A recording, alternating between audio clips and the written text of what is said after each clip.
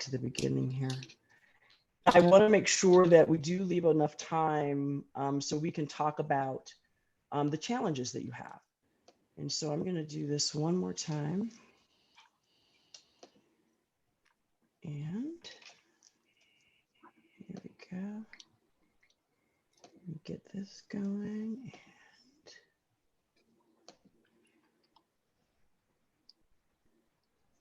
All right.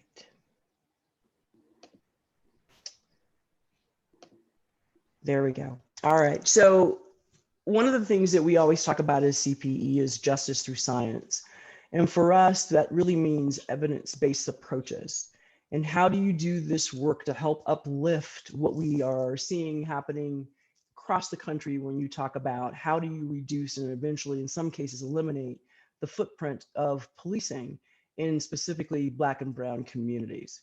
And so CPE was created about 12 years ago, when I was still with Denver PD.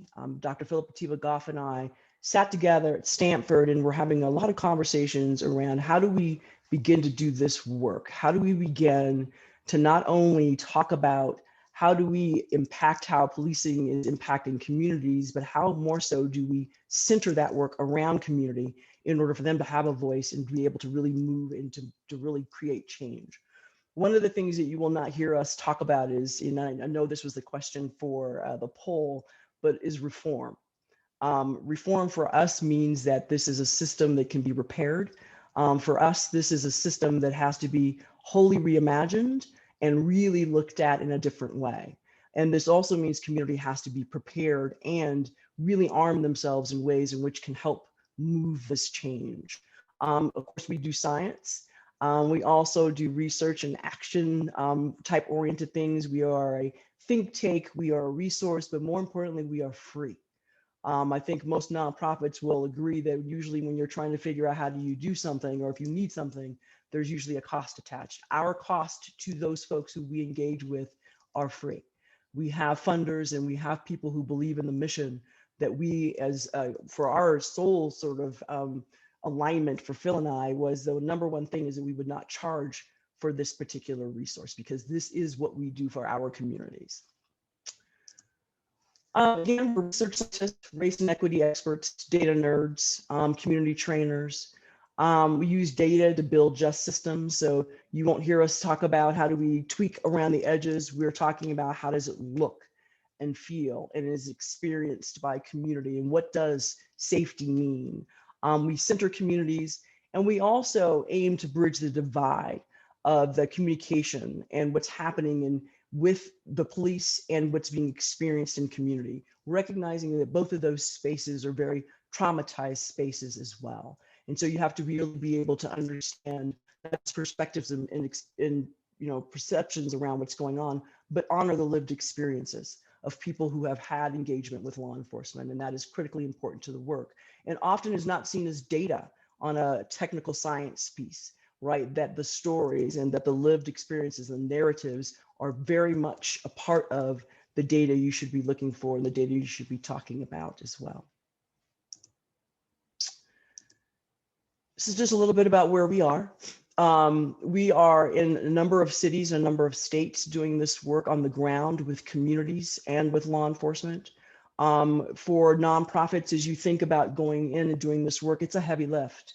It is. And I would always say, if you are interested in policing reform, that you try to really narrow in on what specific things you would like to try to impact.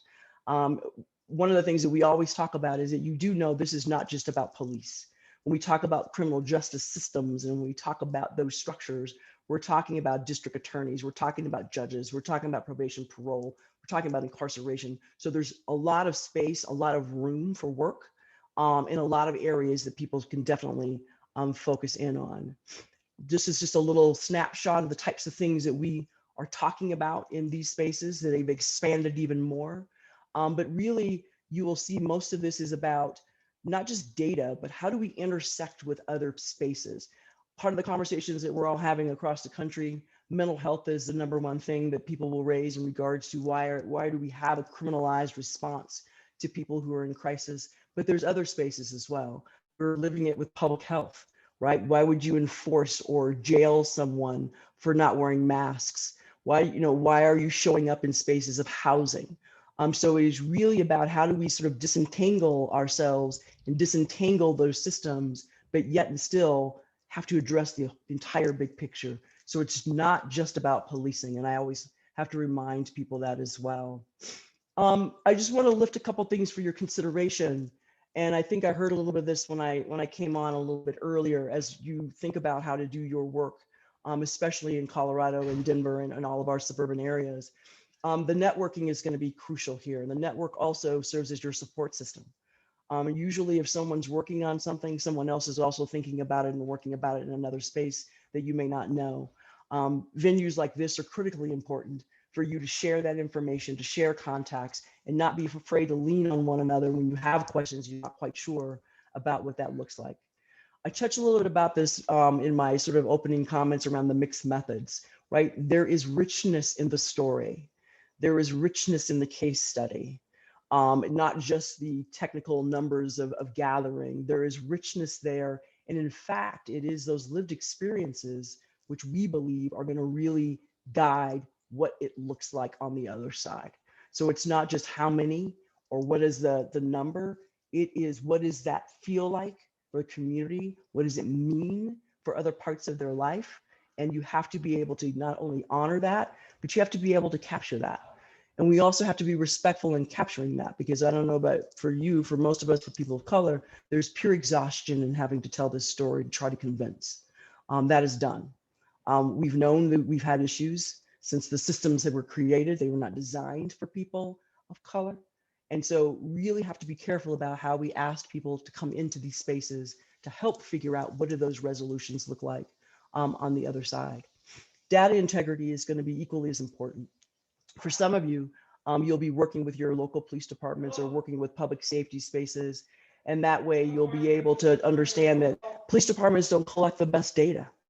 So there may be large gaps and there may be things missing that we're going to have to figure out. How do we do this? And how do we do all of this to try to not just complement the story, but help us direct us in some of those solutions?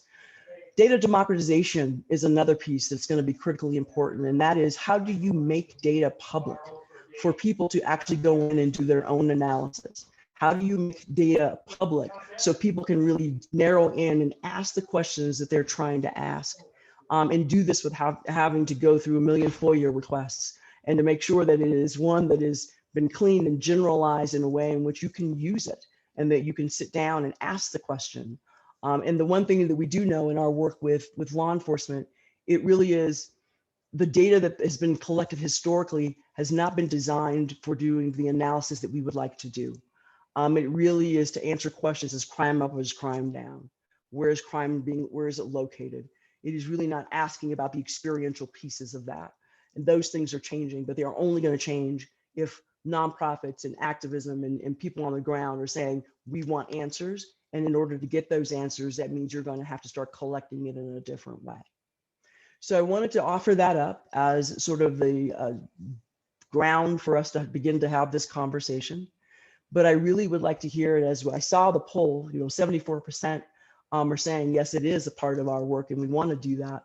And so what I'd like to do is definitely hear, what are your questions? What are your hurdles? What are your blockages? And then, be able to help think through some of those things, but also direct you in areas where we do have nonprofits to do data democratization, like Measures for Justice, Measures Austin, who have done an incredible job of bringing the community in and teaching them how to do the analysis and what to look for. So I'll stop there. And I will, I think, Jill, are you assisting or am I managing my own Q&A space here? Yeah, well, we're here to support. So yeah, as was noted in the chat, go ahead and use chat, or if you use the Q&A button, you can speak. They'll go directly to Dr. Keesee. And as we're waiting for maybe some folks to ask some questions, Dr. Keesee, I just have a question around the being mindful as you come into spaces, right, and recognizing sort of the burden and the additional ask that goes with storytelling and having people share their stories. So I'm curious if you have recommendations or considerations when kind of creating those spaces and asking people to share lived experiences? Yes, absolutely. And I was just noticing a statement that was made in the chat regarding systems that can't be fixed. So I want to make sure I have clarity on that. So we're not saying systems can be fixed. We do not ascribe that you tinker around the edges on that, but would love to lift that conversation up some more. When you're talking about considering having people in other spaces, you want to be sensitive to the fact that you may have people who just do not want to engage in this anymore, that they have done what they could do, they have talked about their lived experience, they have experienced the pain and the trauma of doing that. And so one of the things you need to think about when you're asking people to share their stories, it really is about how do you make that as comfortable as possible, and all the way up to how do you compensate for that, right? So you're asking people to spend their time, their personal experiences, their trauma, and what we have done in communities, for example, when we are holding space or trying to hold space for folks, we pay people to come into that space. We pay for their time. We pay for community facilitators.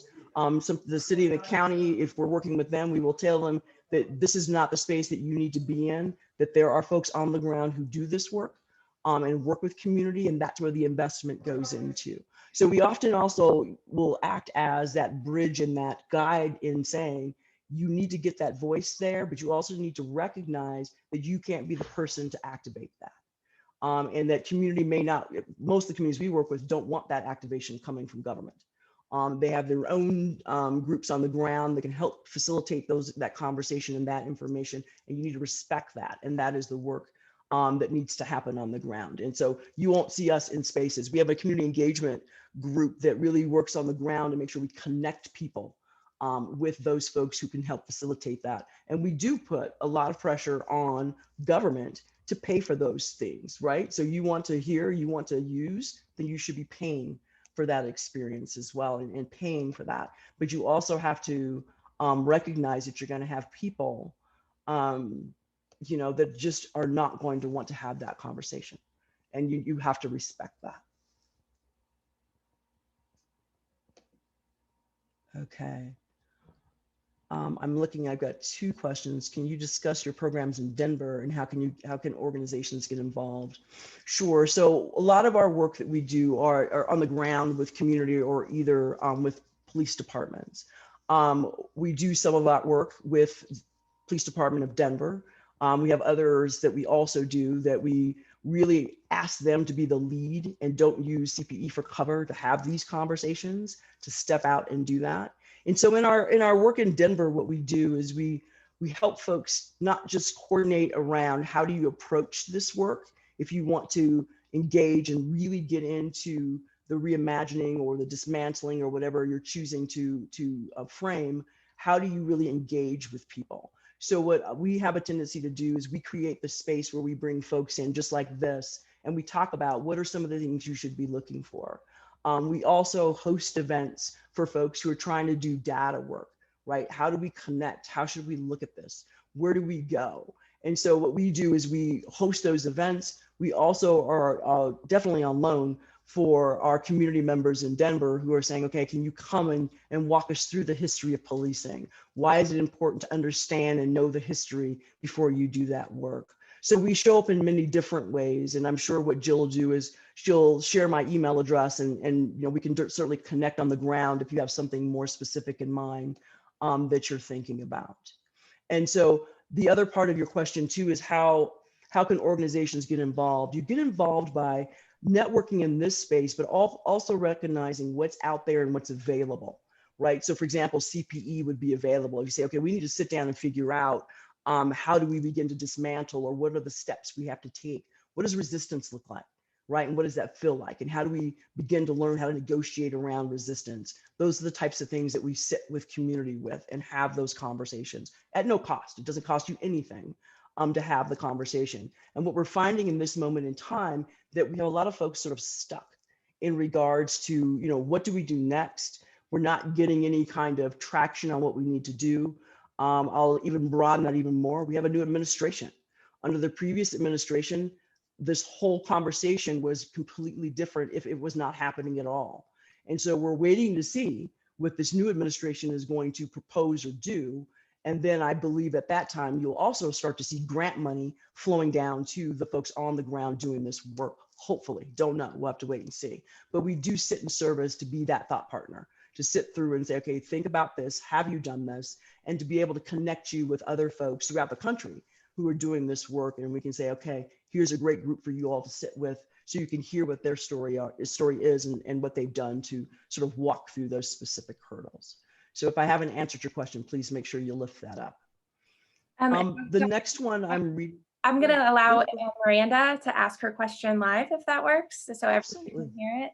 Okay, so Miranda, I'm going to allow you to talk. And then I do want to acknowledge Ms. Perez's comment and Dr. Keesee, kind of the bigger systems level comment that came up earlier. So maybe we can go to Miranda. Thank you. So my question, quite a few of the folks that we work with on a pretty regular basis are in situations where they are undocumented citizens. And as such, they have a lot of trepidation, a lot of fear around what it means to provide information to any organizations.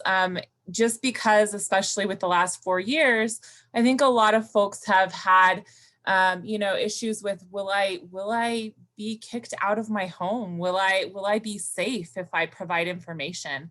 And I think that that's been probably one of the biggest challenges for us and one of the biggest hurdles for us in terms of collecting information. And it requires obviously a lot of trust building. So my question was really, are there any thoughts that you have around how to overcome that fear with folks and how to build that trust? And that's a great question, Miranda. And so the trust building piece has to, I think you know this, has to come first, right? And that really starts with doing sort of small informational sessions about what you're trying to do and what the outcomes are going to be, right? So really opening up what the purpose of wanting their voice added to the conversation means to them. And it also means reassuring that personal information is not going to be shared. So the anonymity is going to be key here, and making sure that they also see it. How does it show up once I give it to you, right? So there's safety in knowing I've given you this information. And then I'd like to also know once I gave it to you, whatever came of it, what did you do with it? How did it, how did it impact the outcomes that is going to make my life better, or at least get my message across to someone that you need to think about these things. So the relationship piece is going to be really key. And this also means that if you're in undocumented spaces, I'm really big about making sure that there are no language barriers. You could be working in these spaces, but you want to also have people who are bilingual, who understand what the whole process feels like and how insecure that makes a person or a family feel, knowing they need some assistance and they want to be able to influence the system, but are not sure that the system it can be trusted to care for them. So really focus on relationship building, really focus on being transparent about what you're trying to do. Start with the small things. Sometimes what we like to do is, gather people and just start asking questions. And in order to build a relationship, it means that you're going to have to visit for a while, for a couple of times, 2 or 3 times, and have conversations about their experiences. And then eventually ask if they feel comfortable enough to share that. So I think what I've seen a lot of folks do is say, well, we need to get voices from a specific community. And then what we do is we start calling people and we start gathering all the people we know, right? As opposed to saying, let's really go out in the community and let's sit with people, get to know people, understand the experience that they're going through. It takes time. And oftentimes we feel we don't have enough of that because of the urgency of a situation, but it is going to take time. And that means you have to show up more than once. You absolutely have to be there, and you also have to be there more than just for this one particular issue. And networking around folks who also are working in the undocumented community members. And you're just going to have to make sure that you are a presence, and that really what we have to do oftentimes is folks may have to vouch for your legitimacy. Because the other thing is you have people coming and they don't know you. And especially if you're not from the city or you're not from the county, right? They don't know you.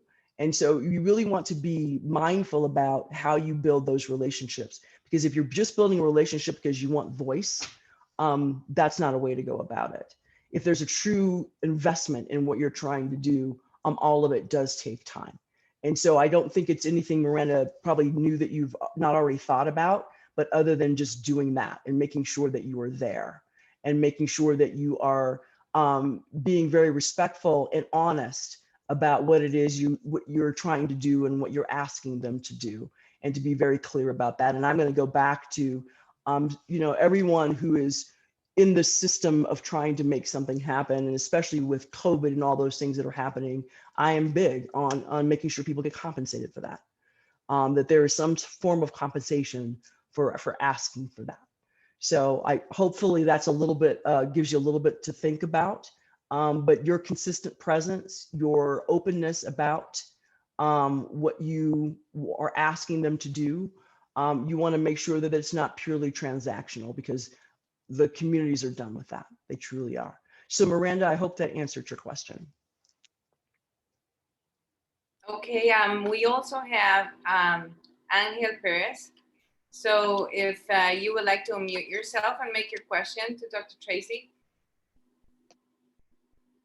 feel free. I think that she already addressed it, if I'm not mistaken. I don't know if I misunderstood or, but just the point that was made around reforming this system. Like, we're an organization that believes in abolishing the system. We don't believe that slave catchers can be beneficial to our community in 2021 and beyond. And therefore, like, this idea of reforming this system just is very foreign to the way that we do work. We are definitely rooted in the idea of abolishing. So I was just a little taken aback by that. But yeah. Yeah. So, and thank you for that too. And no, we're in agreement. And the one thing I would raise too in this, reforming is not going to happen.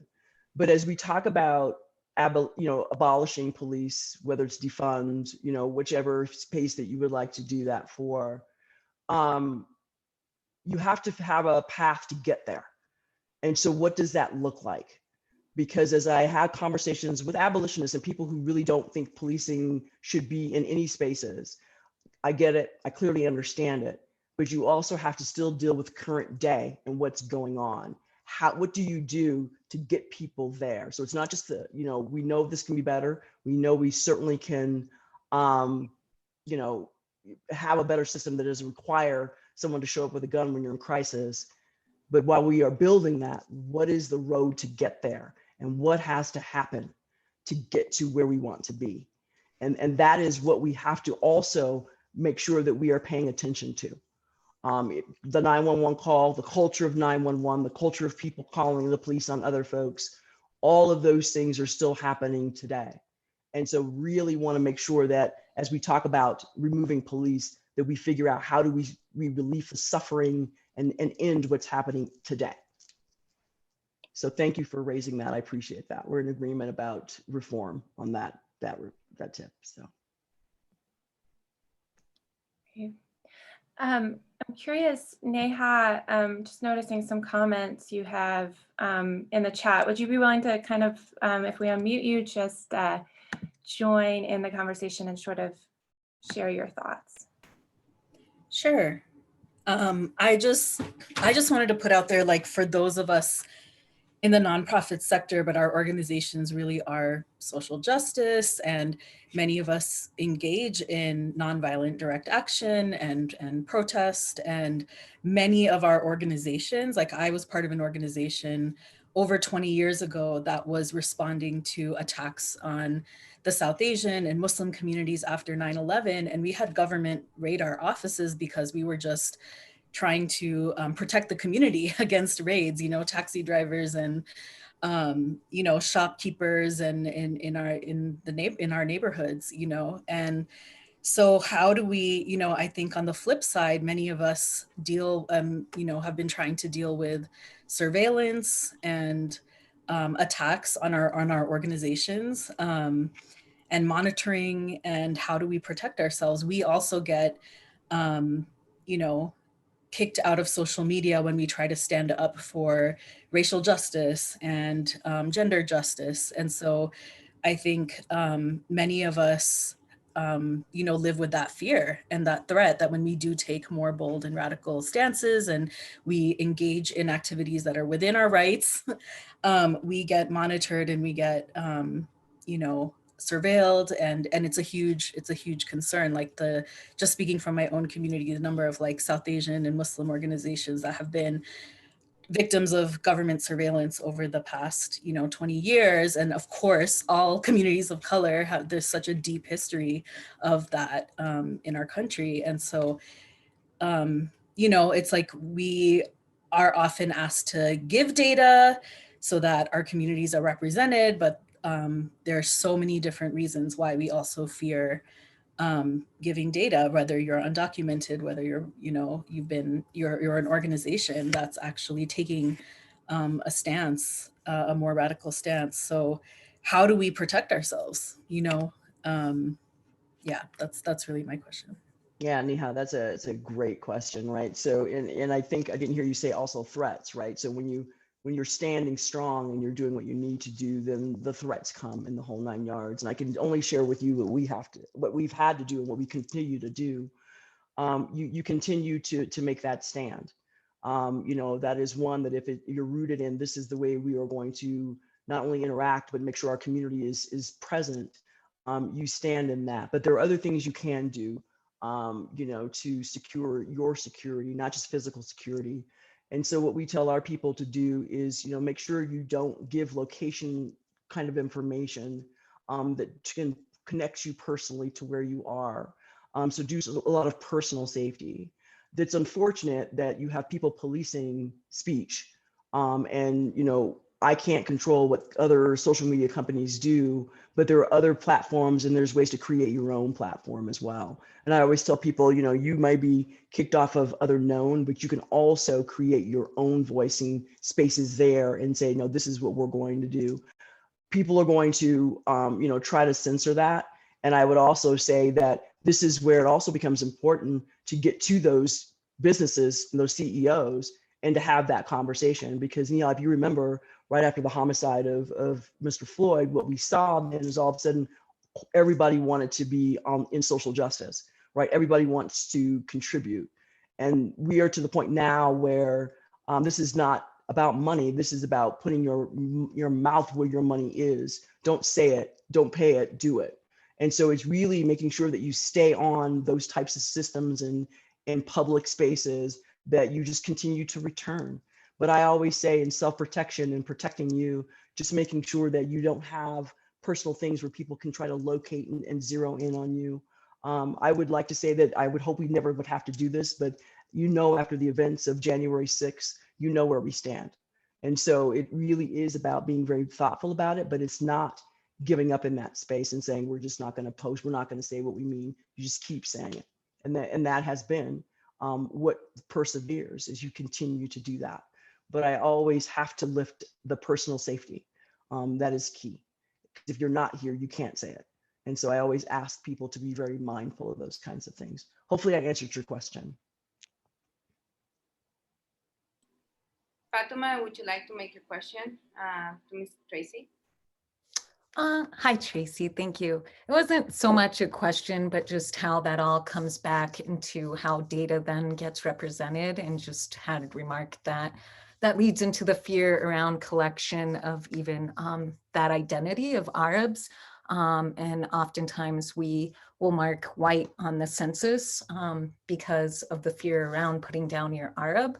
And I think it's a hard question here when we're talking about points in time where citizenship for certain people is completely suspended in the public imaginative as well as in policing, which is what we saw with Arabs after 9/11. So just interesting how when that happens in the census, then, we can't get the proper representation for our constituencies because they're actually not counted.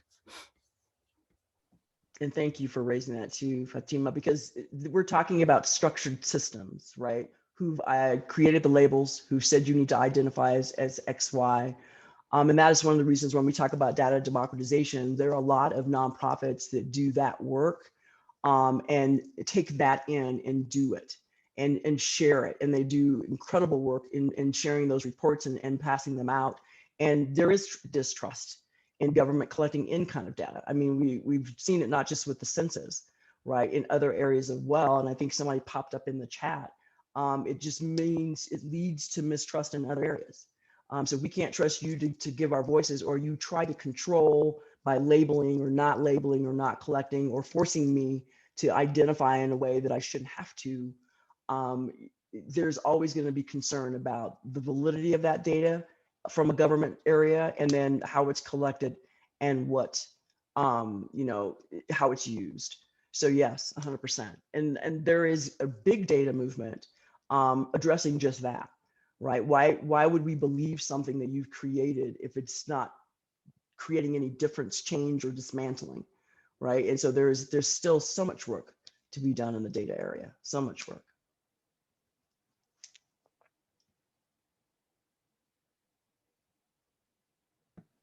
So it looks like, I think Leah had just sort of a follow-up comment, and then I think Dr. Keesee, we can move to sort of an anonymous question that we got in the Q&A. So Leah. Thank you so much. My name is Lee Steed, and I'm with the NAACP in Aurora. I'm the education chair, and I'm happy to be here. When we were talking about just the trust that we have for in regards to our government, I know that in the chat I wrote that the conversation also brings up the vaccines. For many centuries, this has historically have been issues for Black folks when it comes to the experimentation on the Black bodies. And so when these vaccines roll out and you hear hesitancy in Black communities, there's a reason behind it. It's not just we don't believe in science. It's just that we are very concerned due to things that have happened to us in the past and are still happening. Thank you, Lee. 100%, right? And it is just not just historical as it still presents itself and the challenges that brings, right? So not just the inequities in the healthcare piece, but even when you're trying to remedy something, this is what it looks like when you have a portion of the population saying no. I'd rather take my chances than have to figure out what you're trying to experiment on or to try to test on me. I know there was lots of questions raised about just the studies and how the actual vaccination pieces came to be. There's still a lot of conversation in the community about that and the trustworthiness of it. So, again, historical, ongoing, and yet still not addressed. So I do appreciate your comment. Thank you so much. Thank you, Lee. And so just to read, kind of respecting the anonymity of the person posing this question, to share with the full group, the question is, how are you addressing the ongoing and historical infiltration of policing by explicit members of white supremacist groups? And also, how can we research that? Great question. So let's talk about how do we, first of all, this is not new. For those of you who are joining us, the presence of white supremacists in police organizations in the military is not new. And this is why it's of course come up more now, because I guess people are just now getting that this is a thing. So there's a couple ways in which we've begun to do the work around this. And so, there's other reports that have already been done on it, and I'll get those links to you all so you can have it, where they talk about how do people get in. And part of that conversation for us is around how do we know where people are? How are we documenting? How are we sharing and creating spaces? There's lots of other nonprofits on the ground locally who are saying, hey, we want to make sure that we don't have white supremacists in police departments. And so what you're going to have to think about and look and push to is, what does the background investigation look like of the officers coming in? Another area in which it's been an internal sort of law enforcement cultural battle has been around tattoos. Now that you have the advent of social media, how are we going in to identify who's there? And if you noticed, before the inauguration, one of the things that happened with the National Guard is they did a background. They went and scrubbed they wanted to see who was talking about what, and they ended up removing people out, right? So those are the things that we are talking about with community members about how do we now set up and say, okay, so if you're doing this, how do you scan the current state? What types of checks and balances do you need to have now to weed out those folks? And that includes whether it's what we consider complaints, a history, a pattern of practice of complaints about race, about any other thing that has to be in that system. And then how are you identifying and eventually moving them out? We've had chiefs say, if I found, if the investigation reveals you were at that Capitol that day, you will get fired. I'm going to tell you right now that some cases, I'm sure folks will get fired, but I think most of us who do this work in the space understand there's a process, and there's a process for appeal. And you can imagine if you're going to do the same thing as you begin to figure out how do you identify white supremacy inside police organizations, how do you capture it? How do you track it? How do you make sure that people aren't hopping from department from department? There is going to be pushback in regards to your ability to associate however you want to associate. So what's really going to have to happen in this particular space is community is going to have to, one, really make sure that in the processes of discipline and things like that, that if you are connected to that, that it's a fireable offense. There are so many processes in place now for officers, and you'll have people, across the country tell you it's very difficult to fire someone. That whole accountability system has got to be reviewed, and those things have to be incorporated in. But right now, the start is with looking at tattoos, looking at background, looking at social media. There will be events that may happen. How are you tracking those events? How are you in your everyday operation saying these are affiliations that if you belong to, you will not become a police officer, because policing is local and the hiring is local. So what you're looking for is something that really gets to, one, who do you want? If you don't want policing, then at some point this is not going to be a conversation or question. But right now, because we've got so many, that we're going to have to say, okay, how do we identify people? And it's really starts with that sort of simple space. Start looking, start doing background, start doing checks once a year, start looking at social media feeds and see what's going on, how people are talking about it. So it's really low level, but a lot of what you're hearing too is that this is all tangled up as well as in personnel law, right? So you are going to fire someone because they are of some, they believe some kind of way. We know the damage that does, and we know what that means to a lot of us, but we know that's where the fight's going to come from. So we're all watching to see. But for us right now, we are cobbling together groups of nonprofits throughout the country to sit and say, okay, how can you put pressure on your own local police to identify and to make sure that they are either isolated or, whatever that process is, if you can and have the authority to remove them. So really think about this on a local scale and ask the questions. Ask the questions of the chiefs. How do you identify? How do you know? So we say, well, we don't have anybody here that is, claiming to be white supremacist. How do you know? And so really it's going to be part of the work is the pressure of continuing to ask the question. How do you know? And if you do know, how do you collect that? And how do the rest of us know? And so I think it's not new. But again, you have to think about the structures and how these things come to be, right? And I think that part of this is if you've got people that are in all kinds of structures that carry those same beliefs. Things sometimes don't happen unless you have someone on the inside who can also make sure that that's overlooked or that's not an issue.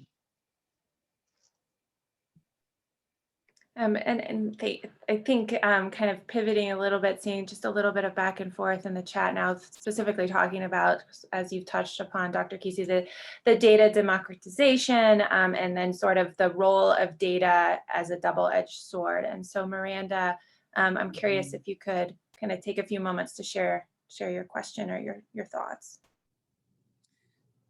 Sure, and I think Fatima, also you make a very good point in this too.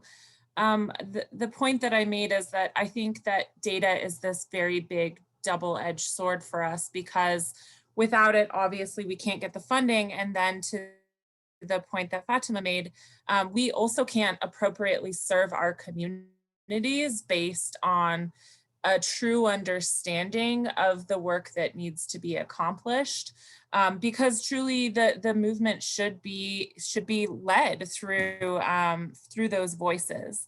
And we should be advocating for the factors that are impacting our communities the most.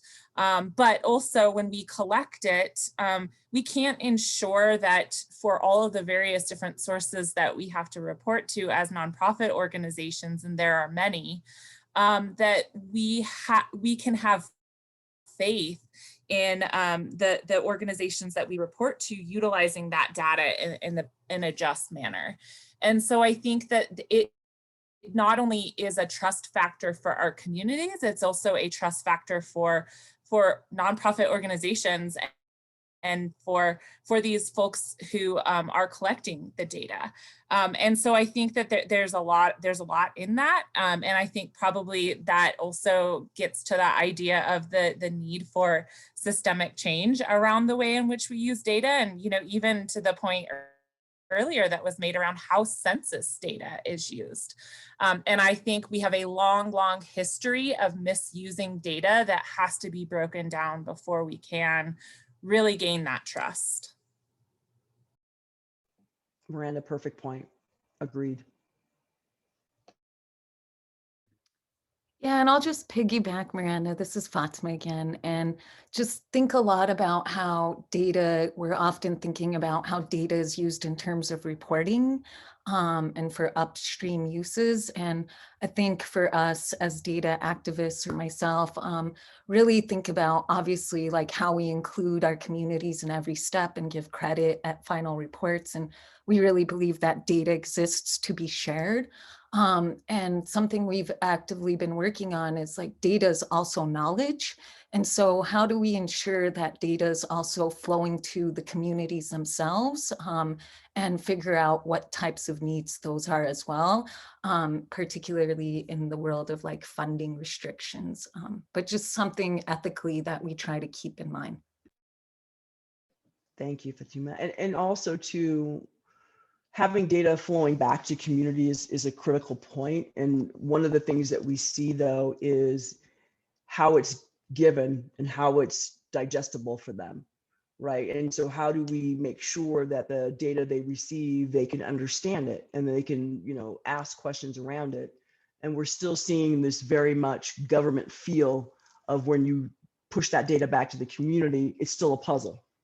Right? You can say, well, we're being transparent, but it's no one can read it and no one can understand it. So I'm 100% in agreement. And it's one of those things, the work in how do you make sure that data is not only collected in a way that is safe and useful for community and safe for community, but it is also about who gets that access. Because that the hard balance, and I think what I'm hearing people say is that funders are requesting it. You know, in order for me to continue to get funding, I have to give that in some sort of way or create a report. But I want to lean on top of this need to really get people to thinking about data in a very different way. That it doesn't have to be the standardized way of which, if you're publishing a paper in a journal, there's multiple ways to get it. And I think that is what's got to remain unencumbered, but I think at the same time, you're going to have to go after sort of the structured ways in which we're still creating and collecting it. I think, Nia, will you like to join the conversation? You can talk.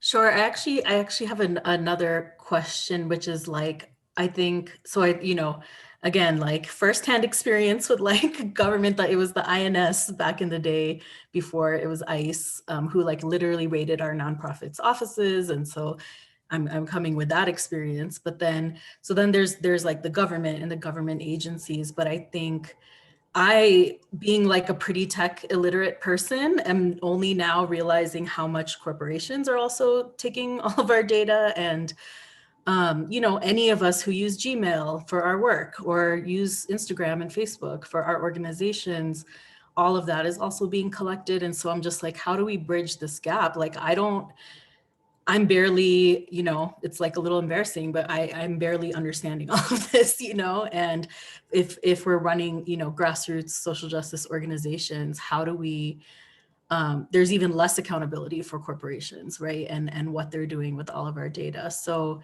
how do we, again, I'm just looking for tools to protect ourselves and hoping, like, you know, okay, everybody's moving to Signal right now off of WhatsApp. Like WhatsApp is a huge tool, like in immigrant communities or anybody who's doing like organizing across borders, across the US. It's also been used as huge propaganda, like in my home country. So we're all trying to figure out like better tools, and was just really hoping you all could maybe guide us on like what are the safest platforms to use. Are people building alternatives? I know they are.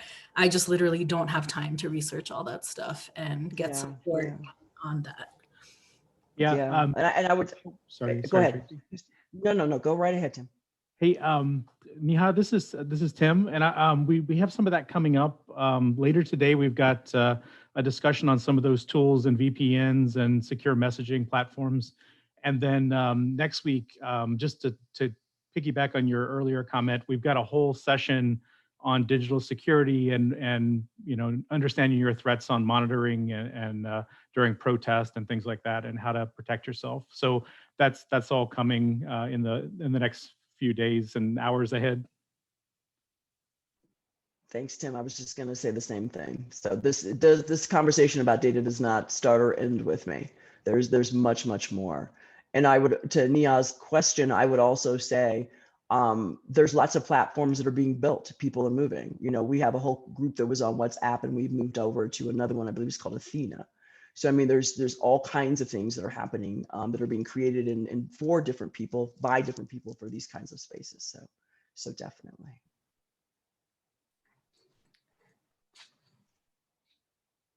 Great. Thank you, everyone. And again, feel free to use Q&A, use chat, as well as you can raise your hand.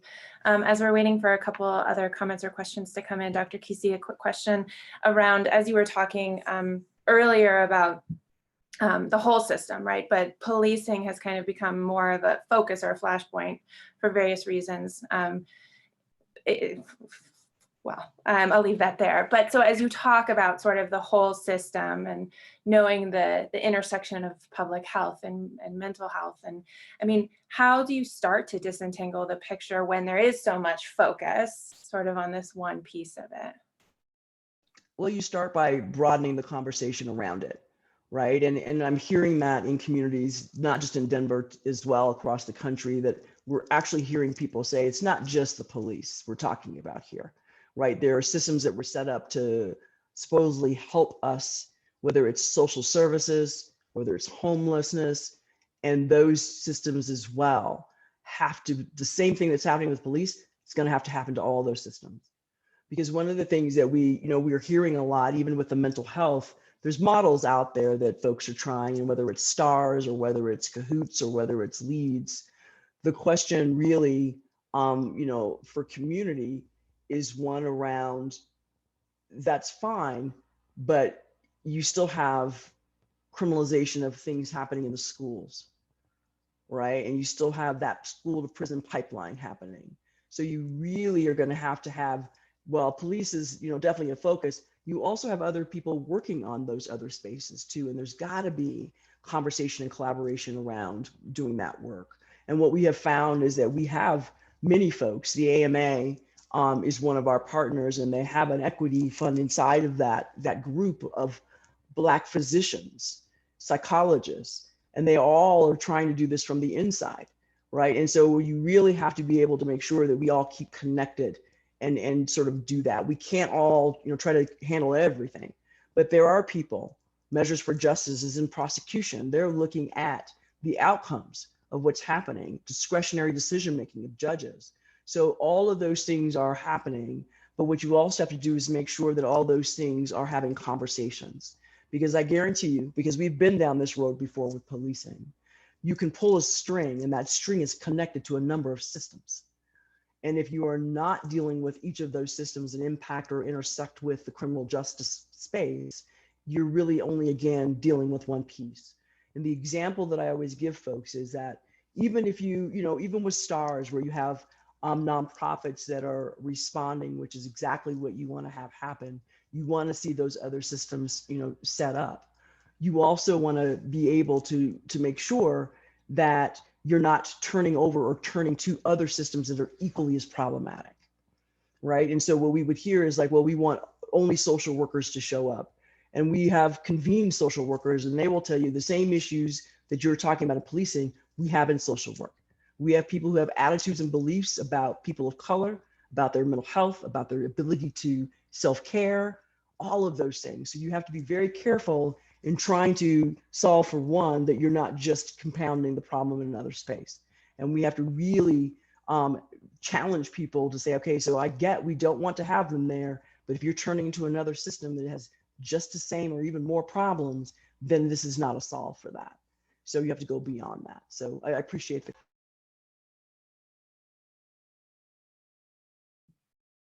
Right. Anybody else with any other question for Dr. Tracie? Great learning over here. And actually, the networking, so important. So we can all be on the same page. We can all become stronger by sending one voice outside. And not competing, because that's the other thing that I believe not that funders and everyone else really set up a space for us to believe we cannot work together. And we have got to not fall into that trap.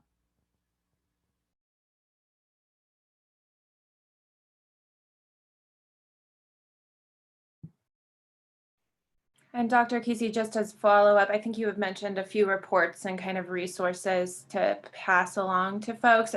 When you think about, communities that might be doing some good things well, or, what are some good models or places that we can kind of be exploring as we do our own journey here? Well, you definitely have them on this call. They are doing the heavy lift. Every last one of them. And I think that we have to first start at home and lift that work. And then we can look about, out and say who else are doing other things. I mean, I can lift up examples of other cities that are doing different types of things.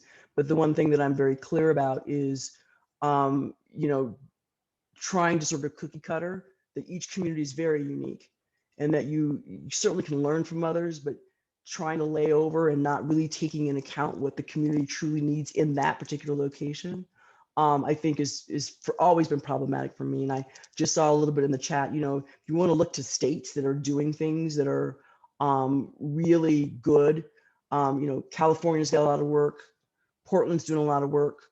There are spaces, if you look in Chicago's doing, the city of Chicago, the folks on the ground in Chicago are doing incredible work, incredible lifts. But when you're talking about, what are some of the models? There are models here in Denver that people are looking to. When you're looking at violence disruption, when you're looking at how can you serve separately. So I always say, by all means, make sure you look in-house and then go out and go from there. Jordan? Yeah, this is Jordan. Yeah, just wanted to say thanks for that comment. I just wanted to share what I shared in the chat, which is just that there's the Reimagining Police Task Force brought together by Dr. Davis. And last night we had some guest speakers who had worked really hard on the Measure J in California. And I learned a lot about that. And I don't want to try and paraphrase what they said because they spoke to us for over an hour, but just was really impressed with that work. And we're excited to be engaging in some imagining of bringing those types of solutions to Denver.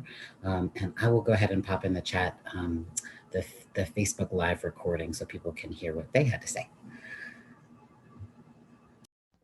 Thank you, Jordan. And right, so the work that's happening in our own backyard, there's community members that have committed themselves to doing the Reimagine work in Denver, and it's not easy. And it's a commitment. So absolutely, please make sure you look in your own backyard first before, and then we always learn from everybody else, but there's lots of work that's going on as well. Wonderful. All right. Any other final comments or questions for Dr. Keesee? And Dr. Keesee, feel free if there's any closing comments that you would like to leave us with. Absolutely. So first, thank you for the invitation, but to everybody who is on this call, I know it feels daunting, and I think you certainly are asking all of the questions, the appropriate questions, and even more some that we haven't even thought of in regards to how do we do this, move this work of social justice. I'm hoping that it will get a little bit easier. I'm not quite convinced yet, but for the most part, it is hard, but I always advocate and close with self-care. You absolutely have to practice self-care in this space. And it is okay to step back and to let other folks do other things, but please practice self-care, because this is a lot of work and it is a lot of emotional work. So that would be my closing remark. Thank you for the invitation, and please practice self-care. Thank you so much for being here and for your insights and thoughts and conversation. I think a lot of takeaways for all of us and additional questions to kind of start to pick apart. So really grateful for your time. Absolutely. Thank you so much. Bye-bye.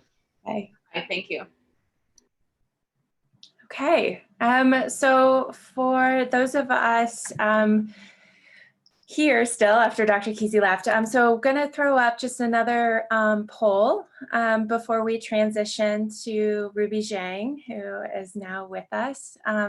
So here is a quick poll for folks just on economic justice.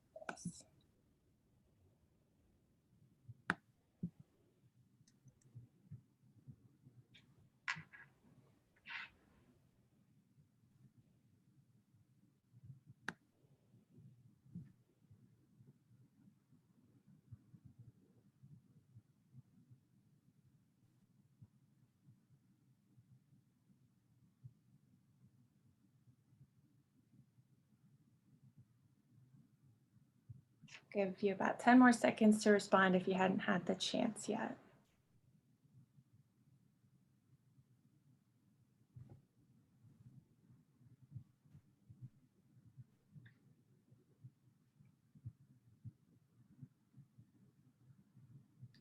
Great. So there are results with about 85% of folks agreeing that economic justice is important, and a recognition that there were no disagrees to this one. So with that transition, want to introduce Ruby Zhang. Ruby is a pre-doctoral fellow at Opportunity Insights. Opportunity Insights is a research and policy institute focused on improving economic opportunity and founded by leading economists Raj Chetty, John Friedman, and Nathaniel Hendren. Opportunity Insights research on economic mobility harnesses the power of big data to document both the decline of the American dream and potential solutions to revive it. So its central mission is to develop scalable policy solutions that empower families throughout the United States to rise out of poverty and achieve better life outcomes. So with that, I will hand it off to Ruby. Thank you so much. Yeah, and thank you to everyone for coming today and for inviting me here. So Jill gave a fantastic introduction. I'm a current second-year research fellow at Opportunity Insights, and we focus mainly on economics research, but using that in a way that can form scalable policy solutions for local stakeholders and also policymakers. And so can everyone see the PowerPoint right now? All right, great. So as Jill said, the thing that kind of initiated this organization was when the professors that are leading Opportunity Insights, when they were doing research using large-scale census data, they realized that the American dream, which is the belief that no matter anyone's background, socioeconomic status, they can, if they work hard, they can achieve economic mobility eventually.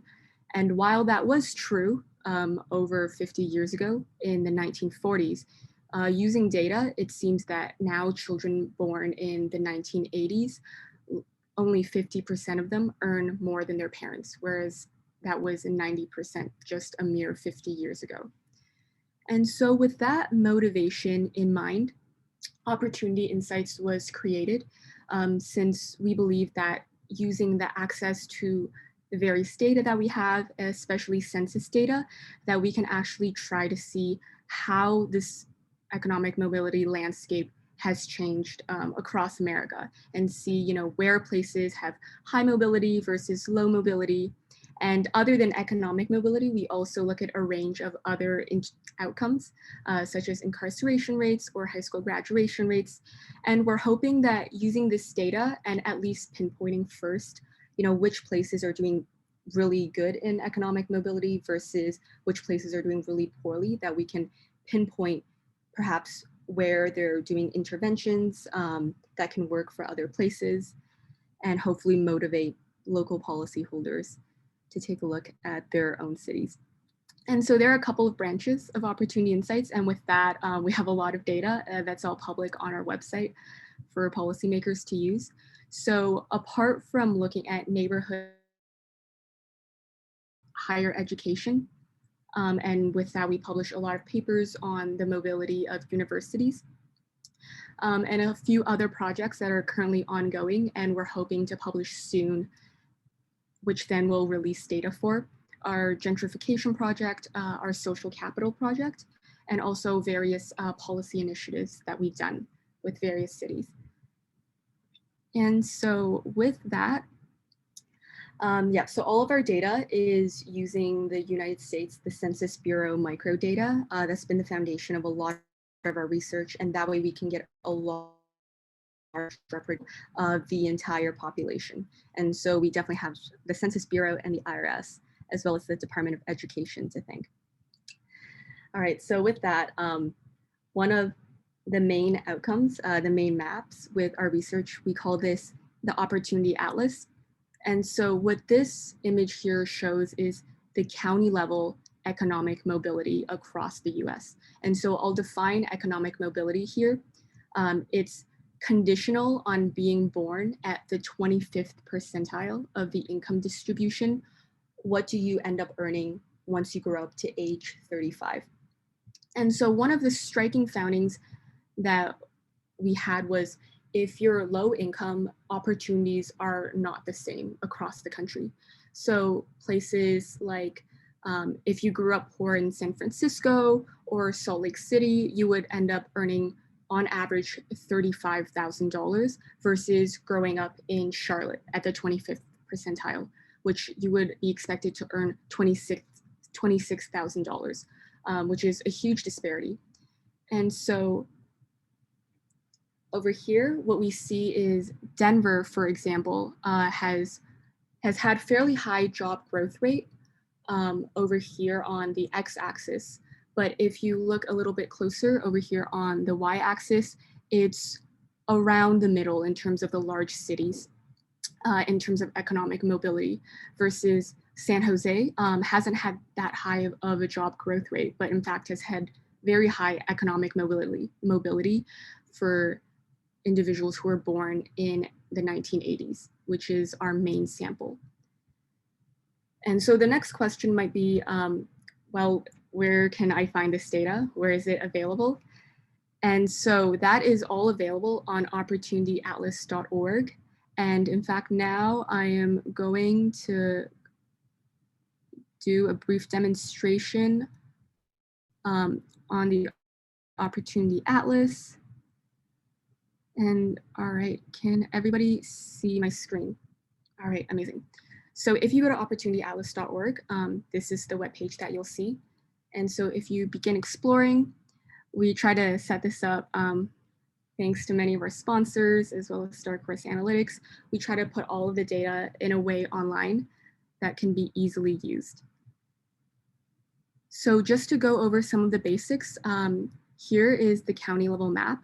And so on the left-hand side over here, we have household income, but we also have a variety of other measures. For example, we have incarceration rate, teenage birth rate, as well as individual income. And so let's go to household income. And here on the right-hand side, there is a toggle for which group you would like to look at. So our default toggle is looking at individuals who were born to parents at the 25th percentile. We also break it down by all of the races that are provided in the US Census and also by gender. And so for example, let's say we want to zoom into Denver, Colorado. So just give it a second to load. All right, so here, once you zoom into a place, it'll actually break everything down at the tract level where available. And so for example, zooming in here, I'm sure many in the audience are much more familiar with Denver than I am. You can actually click around and go to different tracts and see, for example, here in Ballpark, the average low-income child who was born in 1980 at age 35 makes $45,000 to, let's say, the neighboring tract, which is at $23,000. And so this is another result in general that holds not just in Denver, but across many cities. We found that the local variation is just as high as the national variation, which is something that we found really interesting. And in fact, there's a lot of like patterns historically and politically that are reflected when we look at these results. And that's led to, even tracts being across the street, the street of separation, children would have drastically different life outcomes just depending on where they grew up. And for example, so here we can also toggle to another outcome. So this is incarceration rate. And so over here we have like in this tract in East over here, it's very high at on average 7.3%, whereas in a neighboring tract, it would be less than 1%. And so these are results that we have found particularly striking. And this includes the ability to also separate out by looking at how it impacts children of different races. And so something that we also want to point out is sometimes, for example, a lot of areas would be empty. And so that means we have insufficient data. And we would display that just so that we don't make any like wrong inferences if the cell is too small. And something else that is handy is you can overlay your own data. So if you have any sort of shapefiles, suppose you have outlines of certain cities, certain regions that aren't necessarily census tracts or census counties, feel free to just download them and then you can upload it and then overlay your own borders if there are areas you want to look at. And even if you want your own copy and pasted data, as long as you have like any sort of indicator. So if you've collected data on tracts, on counties, and you'd like to see how it would look overlaid, the Opportunity Atlas is a place where you can do that.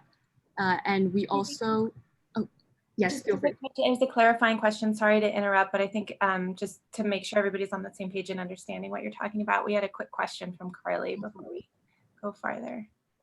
Hi there, and actually I'm using Carly's account, but my name is Whitney Leeds. I use she and her pronouns, and I'm with Growing Home out of Westminster, just north of Denver.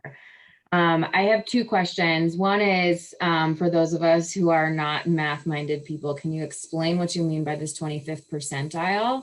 And second of all, I'm wondering if this data disentangles who's a transplant versus who is actually born and raised in Denver. Denver has had an enormous amount of population growth over the last 20 years, and many of the high-paying jobs here, especially in the tech industry and in the marijuana industry, which are among our biggest industries here, are going to transplants. So if you're looking at economic data among just all people that are, filling out the census, but not necessarily disentangling who's a transplant versus who's not, I think that it would kind of artificially inflate what economic mobility actually looks like for Denverites. Thanks. Yeah, thanks, Whitney. Those were fantastic questions. So I'll get to both of them. So regarding the first one, so the 25th percentile is just kind of our way to define who we consider as low income, since we're mainly interested, we're trying to split into kids who come from parents at different incomes. And so we can see, how a low income versus middle income versus high income child, how their outcomes might differ growing up across certain places. And so 25th percentile, what we've done is for everyone's parents, we kind of put their income, we rank them nationally on the income distribution. And 25th percentile would be those kind of at the bottom quarter of the income distribution. And that's how we've defined low income. And we define middle income, for example, here as kids with parents who were approximately in the middle of the national income distribution. And finally, high income, we define that as on average, the top quarter of the income distribution. And we also have it, we've also broken it down by more specific income distribution website at different percentiles, but kind of those three are the broad categories, like the bottom quarter, kind of the middle, and then the top quarter. And then regarding the second question, yes, that's a great question. And that is kind of, and so what's part of what has taken the research a really long time to construct was we actually managed to get the census data as well as their tax records, so we know kids' locations, and then we link that across generations. And so that has been like a huge effort for many years in order to publish the data. And so here, for example, for low income children, we're just defining as kids who grew up in that specific tract. And we're always very careful, including for middle and high income as well, to always define it on individuals who have grown up in that tract during their childhood. And we're able to identify that through tax records and then linking it to parents. So hopefully that answers your questions, and definitely feel free to let me know if any more come up. All right, fantastic. Yep, and so after overlaying your own data or just exploring the different variables, any single point, anything that you see on the screen, you can download as an image. And as long as you cite the Opportunity Atlas or credit it somewhere in whatever presentation or report that you're using, we're fine with that, since the goal of this is to be a publicly available tool for anyone to use. And finally, there are a few more. So apart from kind of the different, for example, the different attributes that we measure for individuals from different income and race and gender categories, we also have local neighborhood characteristics. And so all of these are taken from the American Census Survey. And so, for example, so this is just to provide context. This is the median rent from 2012 to 2016, and we define each of the variables over here. And finally, at the very bottom, if there are more questions, we also have a user guide that anyone can use in order to provide more information on the Opportunity Atlas. And our methods are, we also have the methodology, which kind of outlines exactly how we constructed all of the variables. And definitely something that's come up is a common question that we for individuals specifically who grew up in the 1980s, since those were the individuals that we were able to link. And what we found is over time, we found that generally economic mobility has stayed pretty stable over a place. So we've used like different subsections, but we definitely agree that since this is something that isn't updated in real time, this is a snapshot that perhaps can help clue policymakers into which areas of a city they should invest in more and look into perhaps why other areas are doing well and see, you know, if they can bring that to other neighborhoods where economic mobility might be very low. All right, and then, so that is kind of the main tool that I wanted to introduce that hopefully will be helpful for everyone. And so if there are no more questions, I'll continue. Ruby, I think there might be one that maybe we could touch on before going to the next section. So I think this was mentioned by a couple of people, Neha, Angel, Miranda, just talking about the intersection of race. And I am gonna just particularly as we talk about the American dream. So I'm gonna promote all of you who I saw make that comment, if anyone wanted to kind of elaborate on that.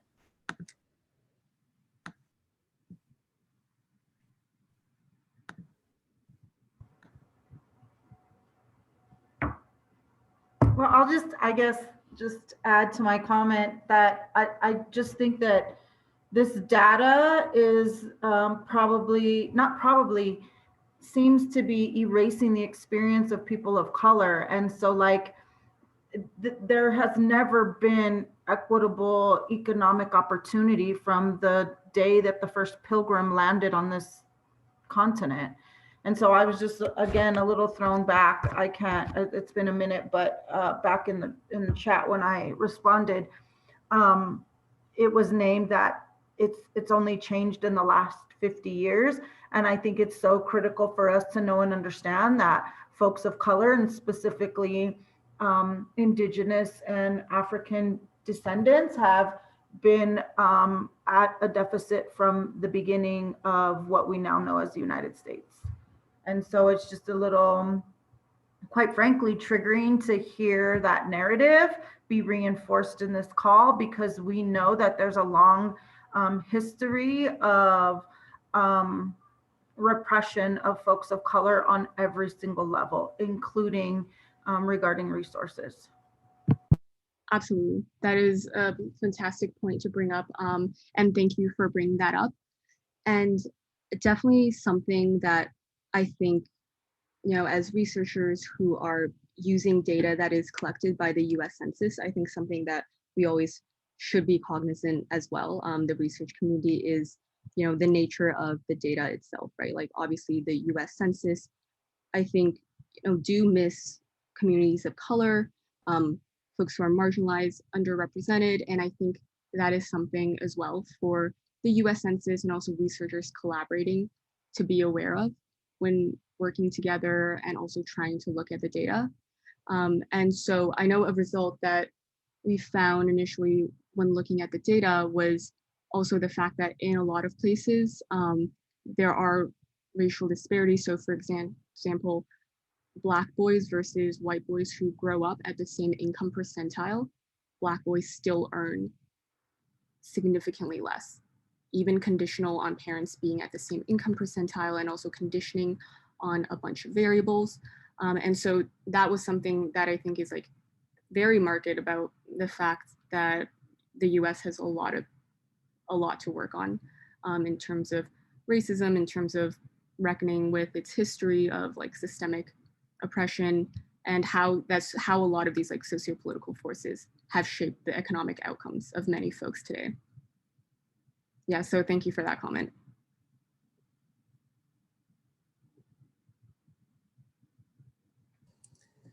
This is Miranda, and I made the comment that that first slide and the data that is used around the American dream diminishing is often what white supremacists and what the white nationalist movement has used as their basis for justifying why racial integration is not a positive factor for the United States. And so I think that, again, that data it can be dangerous to us. It can create a narrative at times, I think, that can be really challenging to overcome, and that sometimes I think goes a different direction than we expect it to. Yeah, absolutely. I think using the data, like how the data is interpreted and framed is extremely important. And so certainly, you know, as a result of the research, we've had like policy initiatives with, for example, Charlotte and Seattle, who have like reached out and actively tried to, or who realize that, you know, we should initiate policies that would help address low economic mobility. And so whereas that is more the goal of our research and we're happy to collaborate with them, we understand that depending on the framing and the narrative, it can definitely be twisted by certain parties to use it to promote like white supremacy and definitely like messages that the goal of the data was not intended to do in the first place. And so I agree that how it's used is also very important and who it's used by.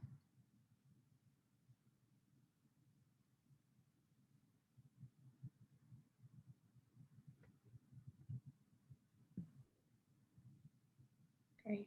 Yeah, thank you all. And just acknowledging the additional comment, Fatuma, around data without context being dangerous and the value of pairing quantitative, potentially disaggregated data with the qualitative data. Thank you, Ruby. And I think no more comments or questions at this point. Exactly.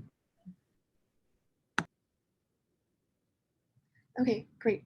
So I will continue with another tool that we've also come up with in the data, in recent data due to COVID. And so that is called tracktherecovery.org. And for that, we've tried to partner with a lot of companies that would have kind of like very frequent data, since we realized that a lot of numbers like unemployment, small business revenue, et cetera, were available only on like a weekly or perhaps monthly basis. And in that, it was very hard for policymakers to make real-time decisions. And so with that, I will now share my screen to show the economic tracker. Let me know if this shows up okay. All right, fantastic. And so, for example, when you first enter the economic tracker, we break down, you know, what is the employment rate. So here above, we have the different variables and we have it right now set on employment. So what is the employment rate broken down by income, which we have here. And so we can see that whereas for high income folks have mostly recovered since the recession caused by the pandemic, most low income folks have not. And this persists even now. And apart from comparing subcategories, we can also, for example, look at different industries as well. And so professional and business services now compared to January of 2020 pre-pandemic is only down negative 2.2% versus retail and transportation, which is down almost 6%. And then here, leisure and hospitality especially has taken a hit, approximately 20%. And so this is at the national level. We can also toggle it to state level comparisons as well.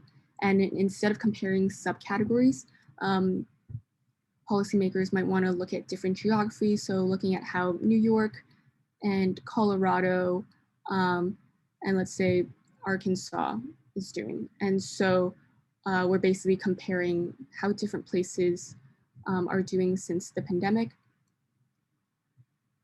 Another option is to compare locally at the county level. And then the final toggle that we have is for different cities.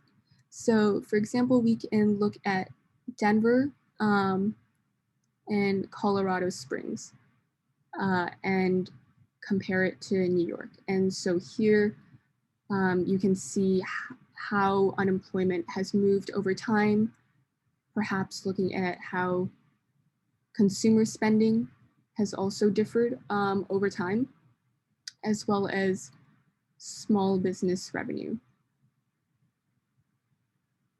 And if folks also want to compare multiple charts, for example, they can add a chart at the bottom. So let's say I want to look at also something with unemployment claims. And so that's like the number of unemployment claims that has been filed. And for all of them, they're all downloadable from the website after doing different toggles, and if policymakers want to look at any different comparisons.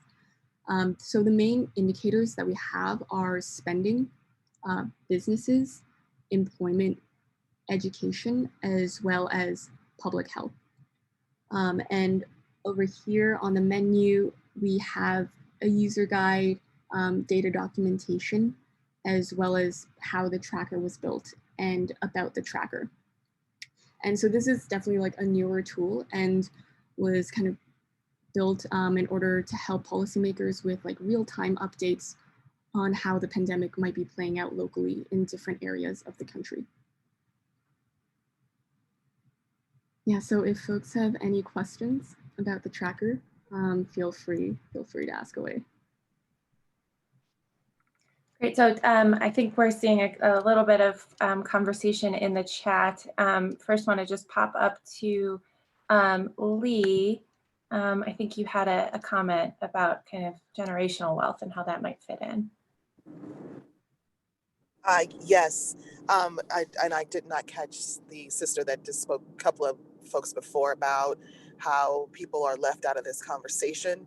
And I think that also is left out of the conversation when you're talking about how generational wealth is passed down and what that looks like. You may be a person, you know, who you know, starts off, you know, at your job. And I apologize, I'm driving as I'm trying to listen, but looking at how this is, how it maps out for people who are going into college and and are able to have some like parents able to pay for their college tuition, and versus those due to they, you know, they were able to take advantage of the housing market and their ancestors before them and before them. Because if you look at the GI Bill, that's what happened. It just took a lot of people out of that conversation. People of color were not allowed to come in and take advantage of those benefits after they were after the war was over. So I think some of that needs to be talked about as well in this process. And if we really want to do a deep dive about what wealth looks like. Yeah. Yeah, for sure. That's a really great comment. I think definitely there's more work to be done on digging into, I think definitely a problem with just looking at quantitative data is when you're missing context and the history of a place, really knowing like what happened and how it's come about to, you know, the current status. There's always like a socio-political, historical context behind all of the data that we're looking at. And so I think it's definitely important for researchers to be careful when they're doing this kind of quantitative analysis, to also actually talk to people on the ground, you know, in these communities when they're trying to come in and help, for sure. And just, I know I'm running out of time, but I guess just a couple of slides more on what Opportunity Insights has tried to do in that respect. And also definitely for sure after the presentation, if folks have like more questions or just want to reach out, I will leave a contact information for the organization where we welcome any comments or collaborations that folks might have in mind. So for example, after we released a lot of the data, a big question is, well, okay, you know, these are places with low mobility, high mobility. So what? Why is this the case? And something that three pillars that we've tried to do is the first one. So we've partnered with local housing authorities. So this started off in Seattle, King County, and now currently there's an ongoing one in Charlotte as well, to try to figure out, you know, why certain neighborhoods have low or high income mobility. How can we bring this to other neighborhoods as well? And how can we help folks to be the most informed when making decisions about where to go? And another one is place-based investments. And so, for example, I think a really good point was brought up about colleges and education. And so something else apart from Moves to Opportunity was some research that we've done concerning colleges. And specifically, we released a data set that looked at a bunch of colleges in the US. We try to cover as many as we could, and we try to measure access and success. And so success we're defining as coming from a low income background. What is your projected eventual income after attending this specific school? But of course, there's also the really important part, which is access, which is how many low-income students does a school actually serve, which is incredibly important. And so a combination of access and success is what we're defining as mobility for colleges. And we're hoping that by releasing this data, colleges can also take a look at their own admission process, and certain schools can see which are doing well in this aspect, and also which schools perhaps could use some work, have interventions to help low-income kids or increase the low-income kids the number of low-income kids that are admitted. And so all of this data is also available on our website, which is opportunityinsights.org. And lastly, the contact information. So this is our info inbox. We always invite folks, if they have any comments or policy suggestions or collaborations, to email us at our info inbox. I think a lot of really good comments were made today, and I think as quantitative researchers, actually speaking with local stakeholders and folks who are going to be impacted by these policies would be like one of the most important things to do. We have a question from Angel Perez. Angel, feel free to join.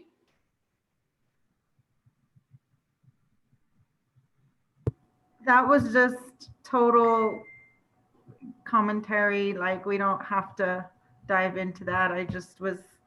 It's what came to me in thinking about, like, the ivory tower forms of research and historical forms of research are rooted in white supremacy. So why do we continue to try to use the master's tools to dismantle and abolish the harms that are caused by those same things? And there was a really, I'll just like underscore, there was a great comment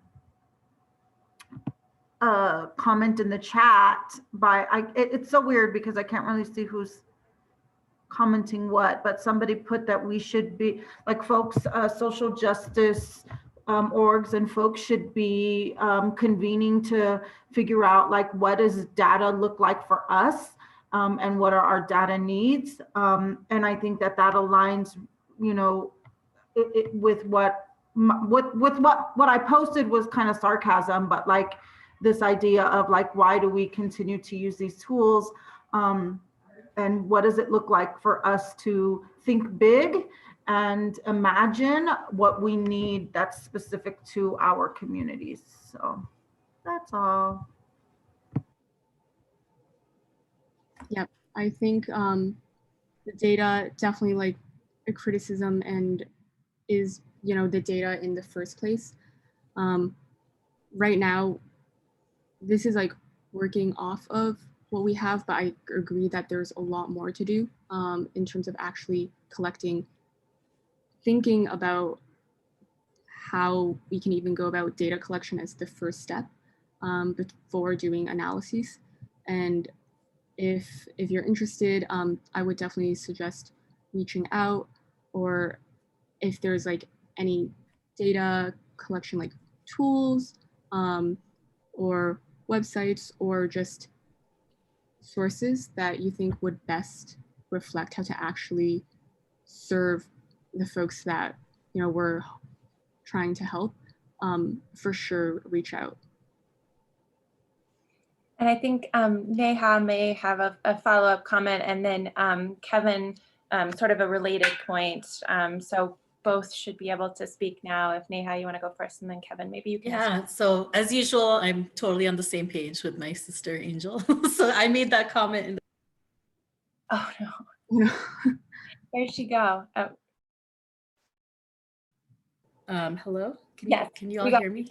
Okay, that. so yeah, but yeah, I was just saying, and this is really like not targeted towards like opportunity insights. It's like a more general question for all of us who are on this call is, I just see that we spend so much time as a sector and as a movement and even just nonprofits, like spending so much time and energy and resources trying to prove over and over again these inequities that we know exist, you know, because we have to convince funders, we have to convince policymakers. Sometimes I get very frustrated that funders, they do this research and they're like, well, we know these neighborhoods have issues or they're facing inequities, but then they want us to prove those inequities again in the grants. You know, it's just like it's a little crazy making. So I just think that how do we take the power back and determine what is the data we actually need and want to do our work, rather than like these tools are helpful because we have to continually prove over and over again to people with power and privilege that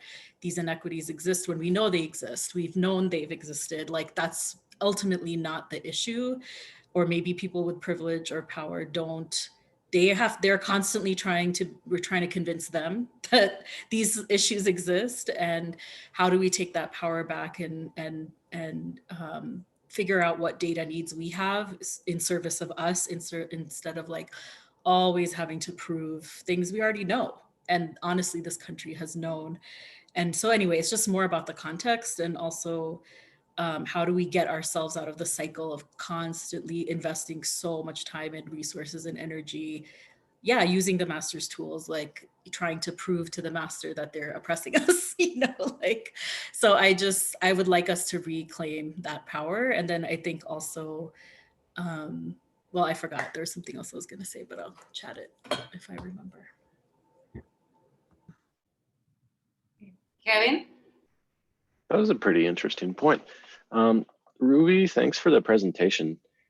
You might have already seen my comment. I was just wondering if in your personal research, you've noticed any best practices for producing data that doesn't lend itself to being used improperly, because it seems like a lot of times, especially online, when people can communicate in echo chambers, they tend to just take any data, any facts, and twist them. Is there a way to inherently make data not as easily twisted? That is a great question, Kevin. And I think that's still something that we're grappling with. Certainly because I guess there's the trade-off of one hand, you know, our goal we have in mind is we want to make the data as publicly available as possible so that anyone can use it, whether it's policymakers or any individual who is interested and wants to take a look and wants to do something about it. But then there is always the risk of it being used improperly. And we've certainly had that come into our info inbox before. There is like this one white supremacist person who keeps like contacting us and kind of like bashing all of the narrative and framing that we've put around our research as an example. And I think that's something for the field as well to think about. I'm sorry, I don't really have good answers as of this point to that question, and how to think about and frame that. But I definitely think putting the data out there, you know, trying to use it and also publicly provide like narrative and context and framing. And so we also try to make all of our papers and our presentations available as well to provide some framing, so it's not just the data, but of course that's not perfect. And I think something to think about.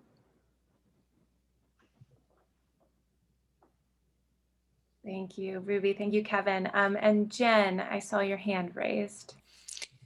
Yeah, I just wanted to thank you for the presentation. And then also, I think this is maybe feedback more for this whole session. Like, I think when we bring folks in to do these types of presentations that have a lot of rich data that confirms what we already see on the ground in communities, it would be great to see a presentation like this come in, but with the ask of, you know, what are the things that we don't see reflected in this data? What are things that people on the ground would like to see answered? And to use it as an opportunity to gather some of those questions, where we think tools like this would be strategic, or help us be able to talk about it, the different vision we have of the world. And so I think it's like a both and. There are probably folks on the call who've not seen a site like this before where it's publicly available. And then there are other folks like Neha and Angel who see the data in community and also in all the funders and the legislative conversations. So I just think some of the shift is not for opportunity insights, but for this training is how do you bring people in with the research, but also people that are interested in having the conversation about where this goes next, and looking to gather those questions and ideas that shift the power dynamic. So yeah, it's just more of a point of feedback for you all who brought opportunity insights and other folks here, because I feel like that was part of the tension also with the first presenter, is providing information, but then also not just having that given to us, but that we're also able to give back and have commitments from these organizations moving forward, you know, so that's all.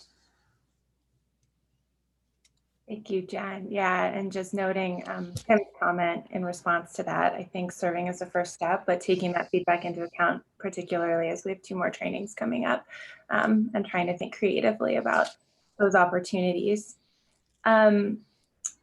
Okay, and I think we just have time for one more comment. Cynthia, did you want to pass the baton?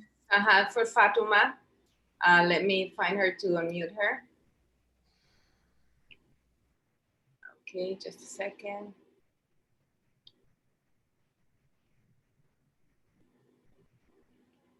Okay, I can't find her. Are you on mute, Fatuma? Oh, there you go. You found me. Yeah, I just, I echo the sentiments of a lot of people here, and just wanted to say that I think in our experience, it's really interesting when we talk about direct experience or things that we know from history, and it's like the data's there, and we're often relegated to people to being like, oh, well, you're the community, or that's qualitative data, or that's history. And I think that it's also important to see how quantitative data itself is instrumentalized in a biased way or contextualized in that way. So if I took, for example, Black land loss, people are always talking about how, you know, at the turn of the century, what the statistic was about Black land loss and kind of leave it in this historical context. But there's also quantitative data that can be brought in to represent the point that they're still actively ignoring. So for example, one thing that we did is we look at where Black land loss was specifically in Colorado, and then we look at the productivity of that land since that time. Some are more fertile and have made a lot of money. And then we try to analyze what the active amount of money that's being lost to present day is. So I think that, you know, certainly there's some parts about how we can utilize tools, take what's useful for us and leave what's not, and create our own systems. I agree with. And I also think that there's usefulness in some quantitative data, and that we can reposition some of those conversations because they're often already framed in a certain way in the room that relegates us to our subjectivity. So just wanted to add that. Thank you so much for the comment, Fatima. Yeah. Yeah, go ahead. I just wanted to make one comment. So once again, like, thank you for everyone for bringing up really good questions and thoughtful comments. And I wanted to say that given that so as a result of all this research, so we have started a policy arm to try to actually, think about ways to do something with the quantitative data. But I think it would be obviously like most useful to actually talk to folks who are in these communities, on the ground, ask them like, what kind of data do they want, right? Like considering that we have these tools, we're able to analyze large amounts of data. I think having the actual communities drive the questions would be a really good step forward. So I really do encourage folks to reach out and message our inbox, just like with thoughts, with directions that they think would be more fruitful, would actually yield results that would be useful for communities. So yeah, thank you everyone for having me. Yeah, thank you so much, Ruby, for being here and for your presentation. I think it was very interesting, and again, appreciate all that conversation that's kind of occurring in the evolution of how we kind of continue to move forward in a productive way as we create the world that we want. So thank you. Thank you.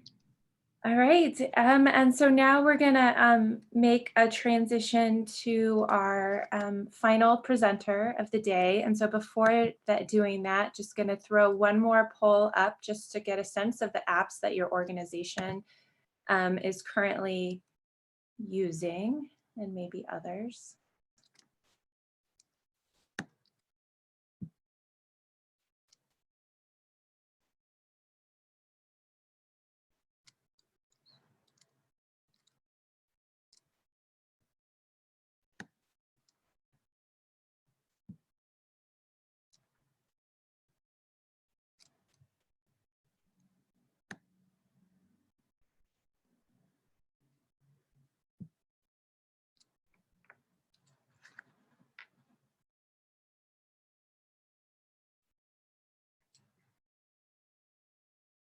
Great, just take about 10 more seconds to respond.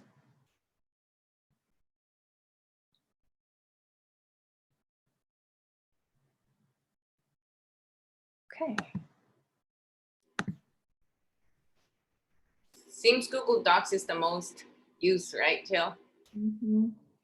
Yep, but some other tools. And I think as we kind of hear from Melvin here in a few minutes, understanding what other tools and systems might be available to folks. So with that, wanted to introduce Melvin Cedeno. He is a software developer with SmartLogic.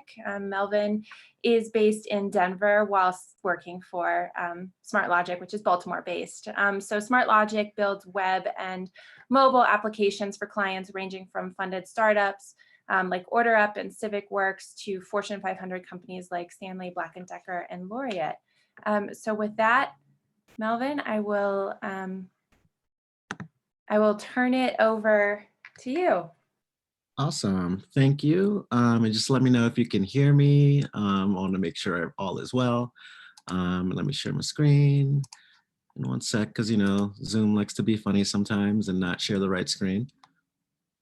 And let me know when you can see it. It should say messaging apps. We can see. All set?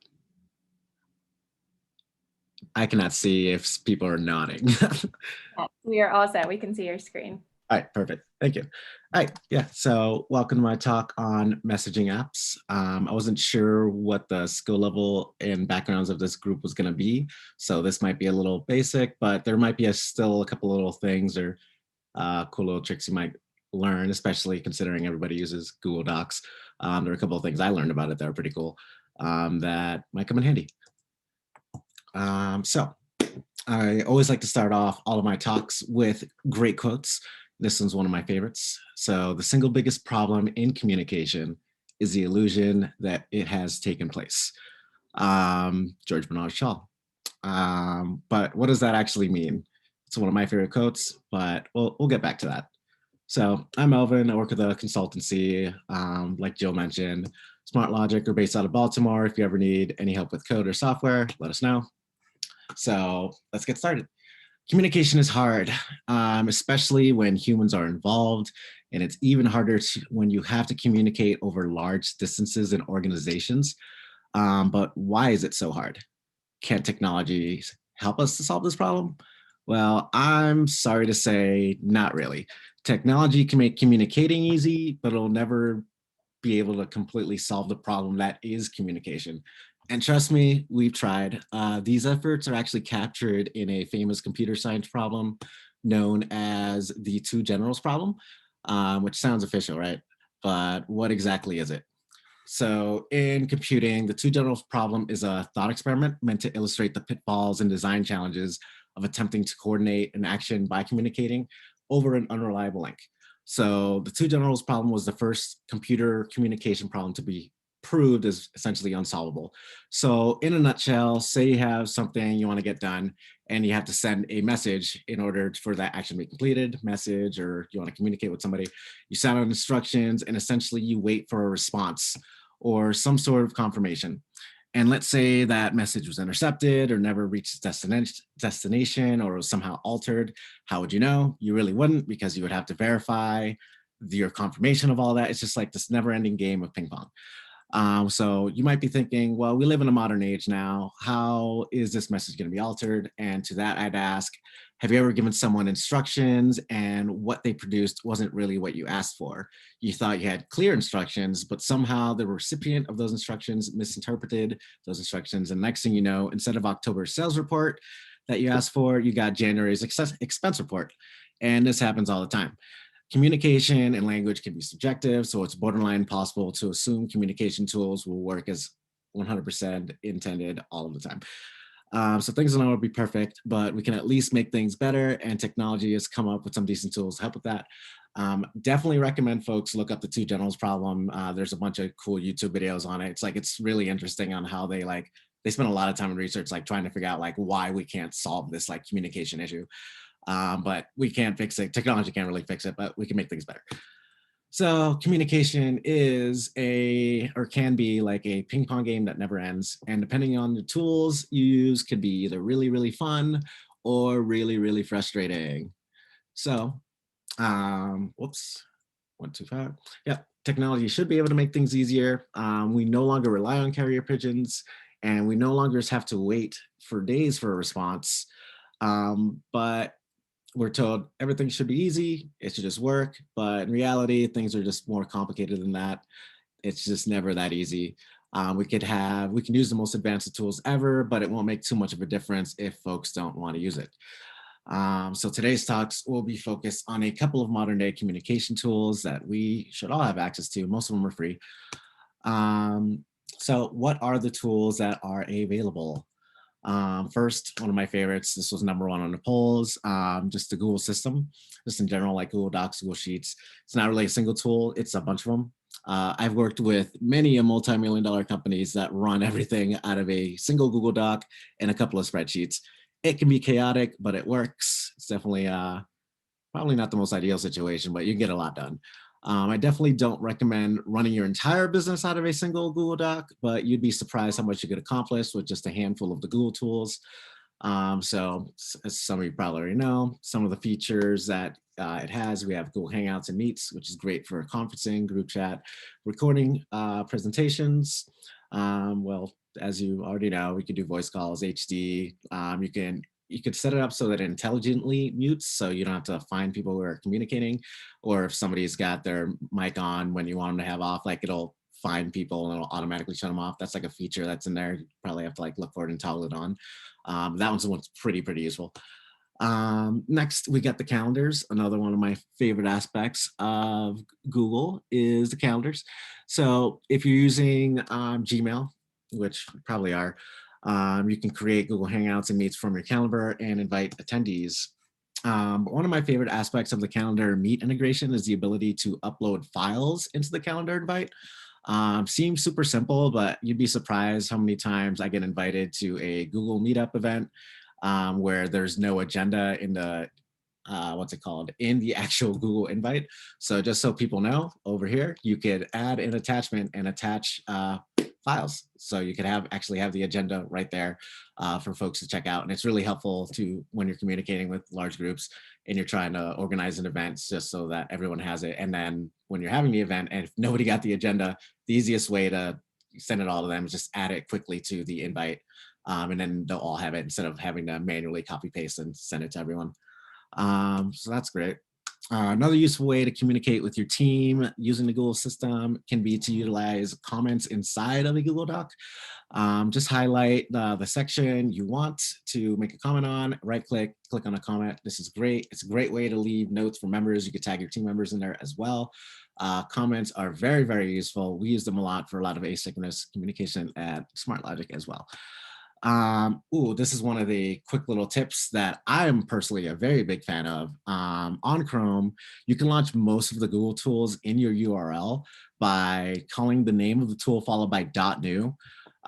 So for example, you could do doc.new and just press enter. It'll open up a brand new Google Doc. The one I use all the time lately is meet.new. So if you ever need to make a very quick Google meeting, you don't want to deal with the whole hassle of like opening up your calendar and I don't know, trying to figure out how to start a quick one. This is the fastest way. You could all try it on your computers right now. Just meet.new if you're using Google Chrome, and it'll open up a brand new Google Meet session, and then you could just share the link it gives you with folks. So, and same thing with slides and presentations, and I think even notes and sheets.new is another one for if you need a quick Google, like a spreadsheet.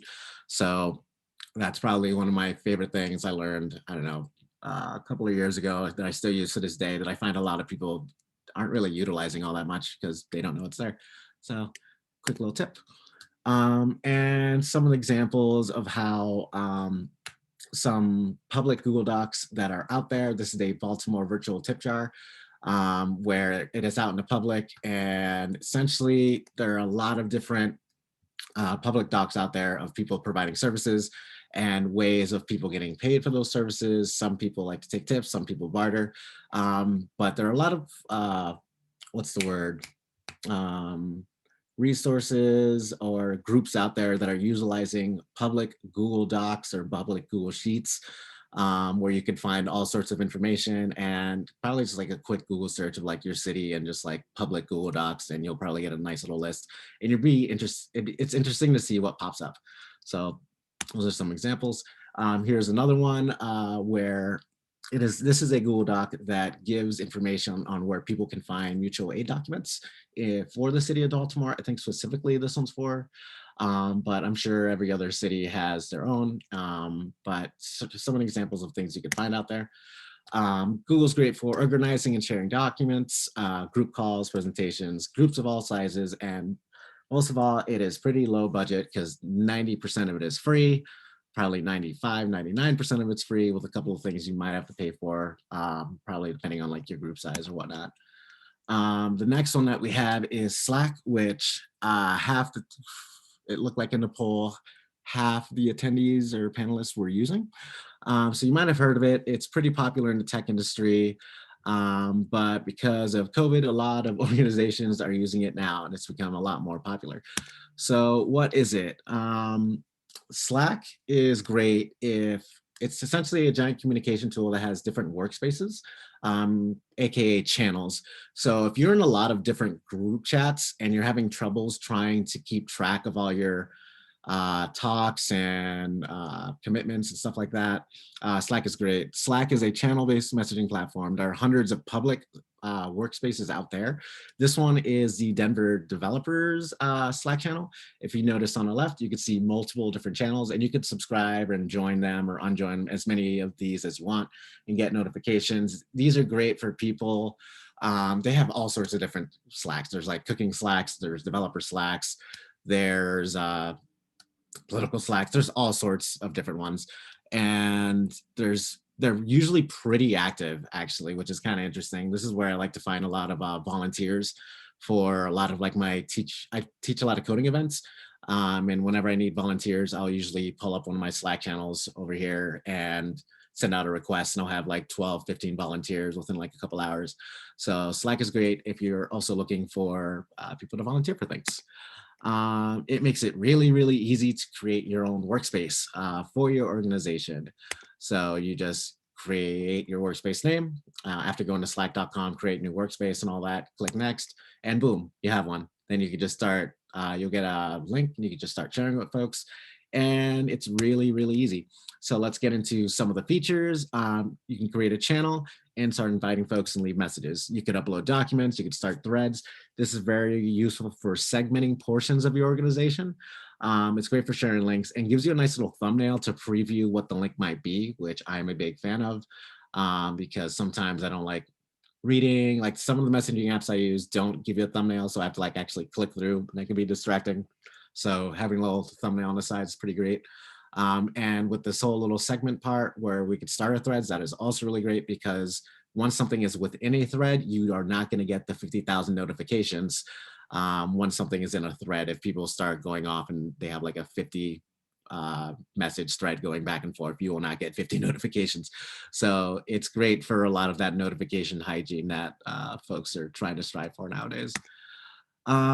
Slack also supports tons of emojis and reactions, which in these remote days is a good way to use more than words to convey a message. You could also tag people in your messages so that they can get a notification, and you can notify an entire channel with an @ here. So probably one of my favorites is the emojis. Yeah, direct messages is also a thing. So let's see, what else about Slack? Well, I think I mentioned this a little earlier. I was talking out of slides, but Slack is also great because there are many public channels, and it's a great way to get volunteers and promote events when needed. Let's see, and one of my favorite parts of the video chat ability of Slack, which it does have, is the ability to let attendees draw on the screen.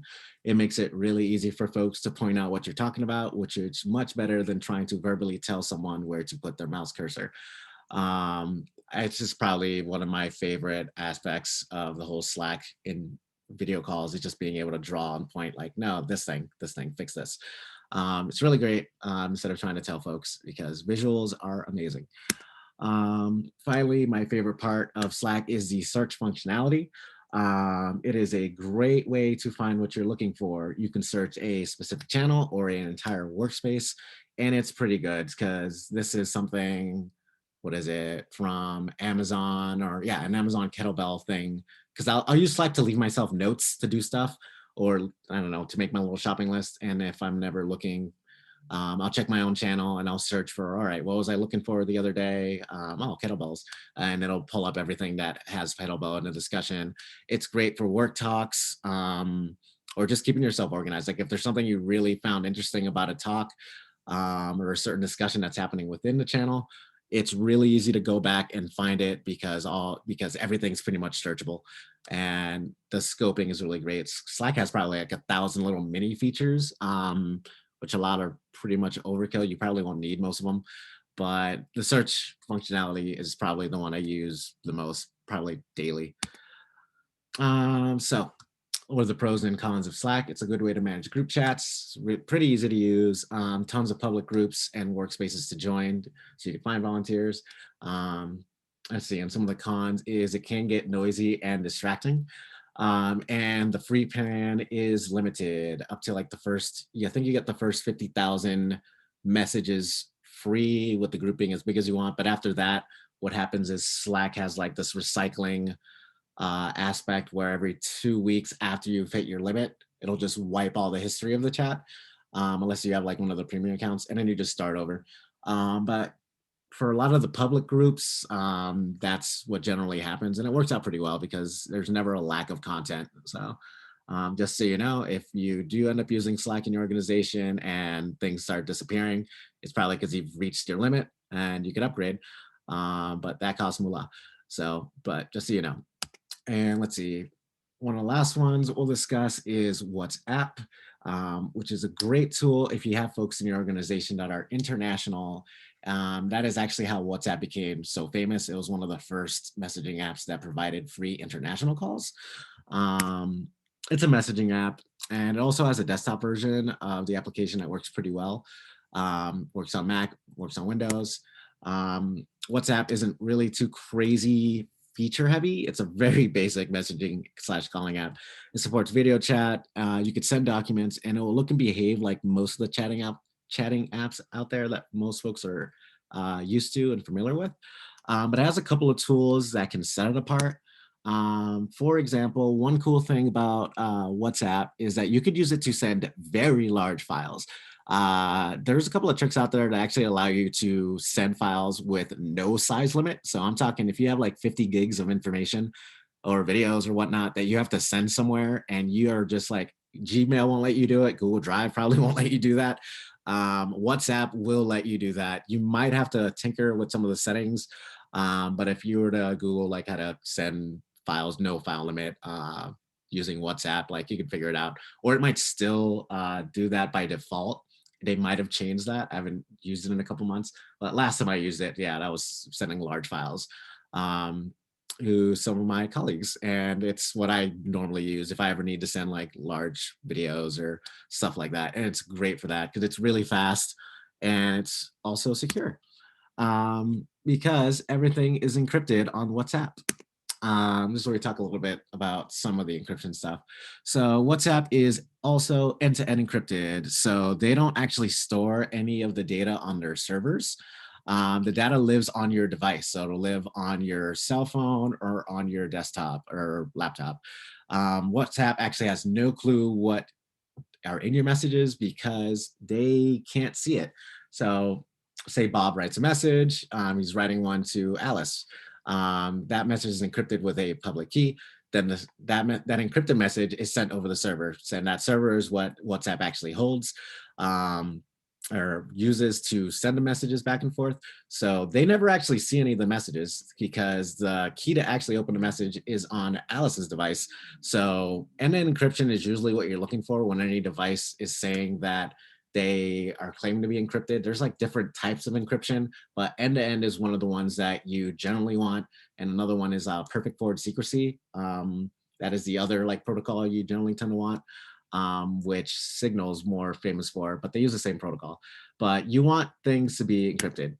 Encryption is great. All of you can, I'm a big proponent, or is it proponent? Is that the right word? Probably. Proponent that all communication should be encrypted. Sometimes it's just better to learn from folks. Let's see, no, sorry, I got the wrong note. Your communications should be encrypted because there are a lot of big companies out there. I don't know if y'all have heard of Facebook, but they're getting in trouble for sharing personal information with folks, and they've had to pay over billions of dollars for inappropriate sharing of users' personal information. I'm sure Instagram will get in trouble for this. I'm sure Snapchat will get in trouble for all of this as well.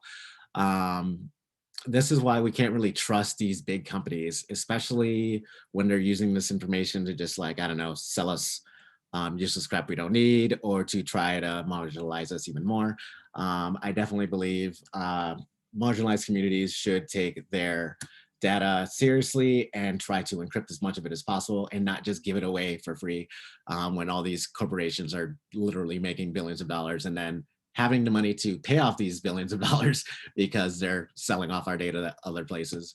So some of my favorite encryption heavy tools are Signal, the private messenger app. That is amazing. It looks just like WhatsApp, but the encryption protocol that Signal uses, created, is actually the Open Whisper protocol, which is like the staple that I would probably say 95, almost like 98% of the companies out there that are truly encrypted and doing it the right way are using the protocol that Signal created. It's all free. They're never going to ask for a dime. They have encrypted video chat, group chat, text messages, all that good stuff.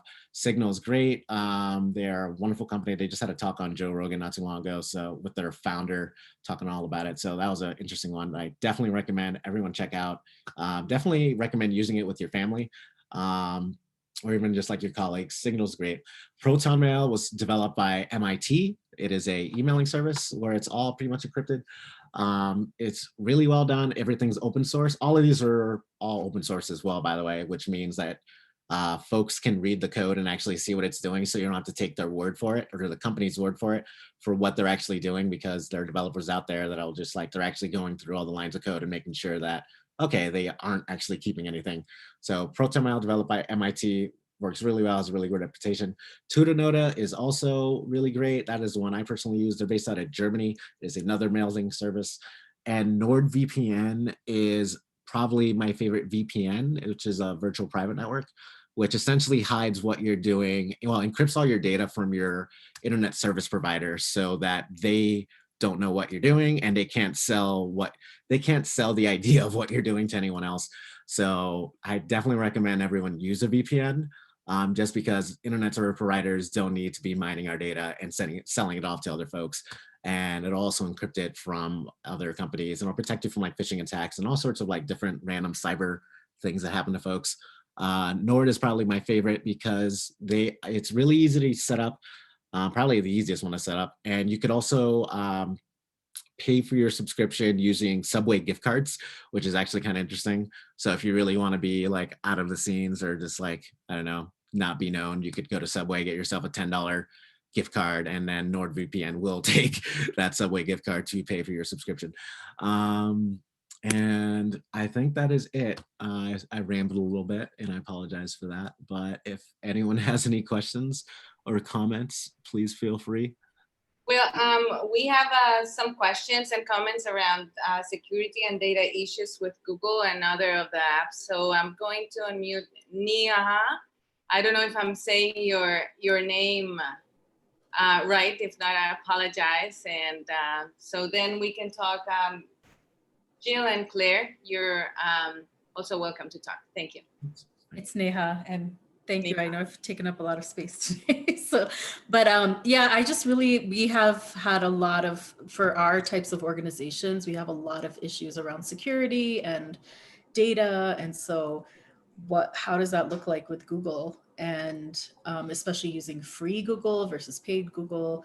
And then, yeah, a lot of questions about like WhatsApp. It's owned by Facebook. Like right now, everybody is leaving WhatsApp because they're going to share. They just said they're going to start sharing data. So, and I've heard from more techie friends that like they were all like, you need to do Signal because WhatsApp actually, the encryption is not as secure. So just well, it's interesting. Like with WhatsApp literally uses the same protocol, the open whisper one. So even if Facebook wanted to try and see what was in those servers, unless there's like a major update to like the code, that you probably don't have a lot to worry about with WhatsApp, because it literally uses the same protocol as Signal. But I would still use Signal over WhatsApp, just for me personally, because I believe like a few years ago, there was a WhatsApp like hack, even though they're using the same protocol, they were hosted on a Google server that was reading the information before it was encrypted, because it wasn't encrypted on the device. So the main thing you're looking for is that the information gets encrypted on the device first before it goes anywhere else. So with Google, even if it's free, that's fine. What you can do is on your laptop or whatnot, encrypt it first. There's plenty of encrypting softwares like out there. A lot of them are free. Encrypt it there, and then you could host it on Google, because then Google's not going to be able to unencrypt it because they won't have the key per se. So that's like one option that's like very feasible. And there's also like there's also programs out there that'll automatically encrypt like your documents and stuff like that, like off of like on your laptop. And then you might, as long as Google never has your key, you should be good. But sorry, I think there was another part of that question I might have missed. Yeah, and I think somebody else in the chat mentioned that like, what just happened with WhatsApp, because everybody I think they said they would be sharing our data with Facebook related to ads and sales. And then I think, and then I also had a question about Google in general, like. Gotcha. I'm not familiar with what happened with WhatsApp recently. I'm very curious what they would be doing for that, because that'd be a big redesign of like how they entirely work. But I mean, it's possible. but I'm just not familiar with what they're currently doing. Sorry. Okay. And is Google secure in terms of like, I'm just trying to get a sense of like, not being a very tech savvy person. If organizations are running everything on Google platforms and we have extra security concerns, what is the security with like free Google versus paid Google and things like that? I think it's all the same protocols there. So everything's got the HTTPS, which means that usually you won't get like a random phishing attack or stuff like that.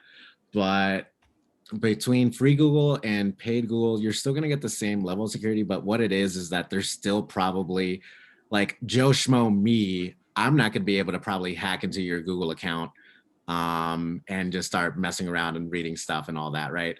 But Google might still just like, you know, skim through, or their algorithm might, and still be able to like possibly, if they wanted to, send your stuff off elsewhere. Google's not really known for like their giant privacy anything. Like they're known as just like, yeah, we will work with the government and let anybody into anything if you ask us with the right permissions. Like for example, like, you know, how the whole Apple thing not too long ago, Apple won't let anybody in. Like they give the FBI a hard time. The FBI didn't get in. They got in like, I don't know, probably like 8 months after they asked for their request, but by then Apple had updated everything. So they made their stance very clear, and Google's stance is also like pretty clear that if with any sort of like government order or like court order, they'll let you into whatever. There's not too much that Google's going to do to like protect folks. But with that being said, it's really hard for Joe Schmo to like get into those documents and play around and mess with them like on some server in some random like county somewhere. They're not really going to get in, but it's more Google that's the issue versus like on some other platforms, it might be like the technology. Right. That's the issue where people can like literally hack in and do whatever they want. Google, I feel like, is pretty secure, but up to a point where it's like, if it's really, really private information, encrypt that. But if it's not, Google's going to have access to it and they'll be able to do pretty much whatever they want with it, even though they say they won't. But they've just been known to just like hand things out whenever like any sort of court order or their algorithm picks up on something that's weird. Like they'll just mess with you more. Like the company itself, like you'll have more problems with them and you will from like, I don't know, some random like black hat sitting in the middle of Mississippi somewhere, if that makes sense. Yeah, it does. No, I appreciate that because it is actually government agency stuff that's part of the concern. Thank you. For sure.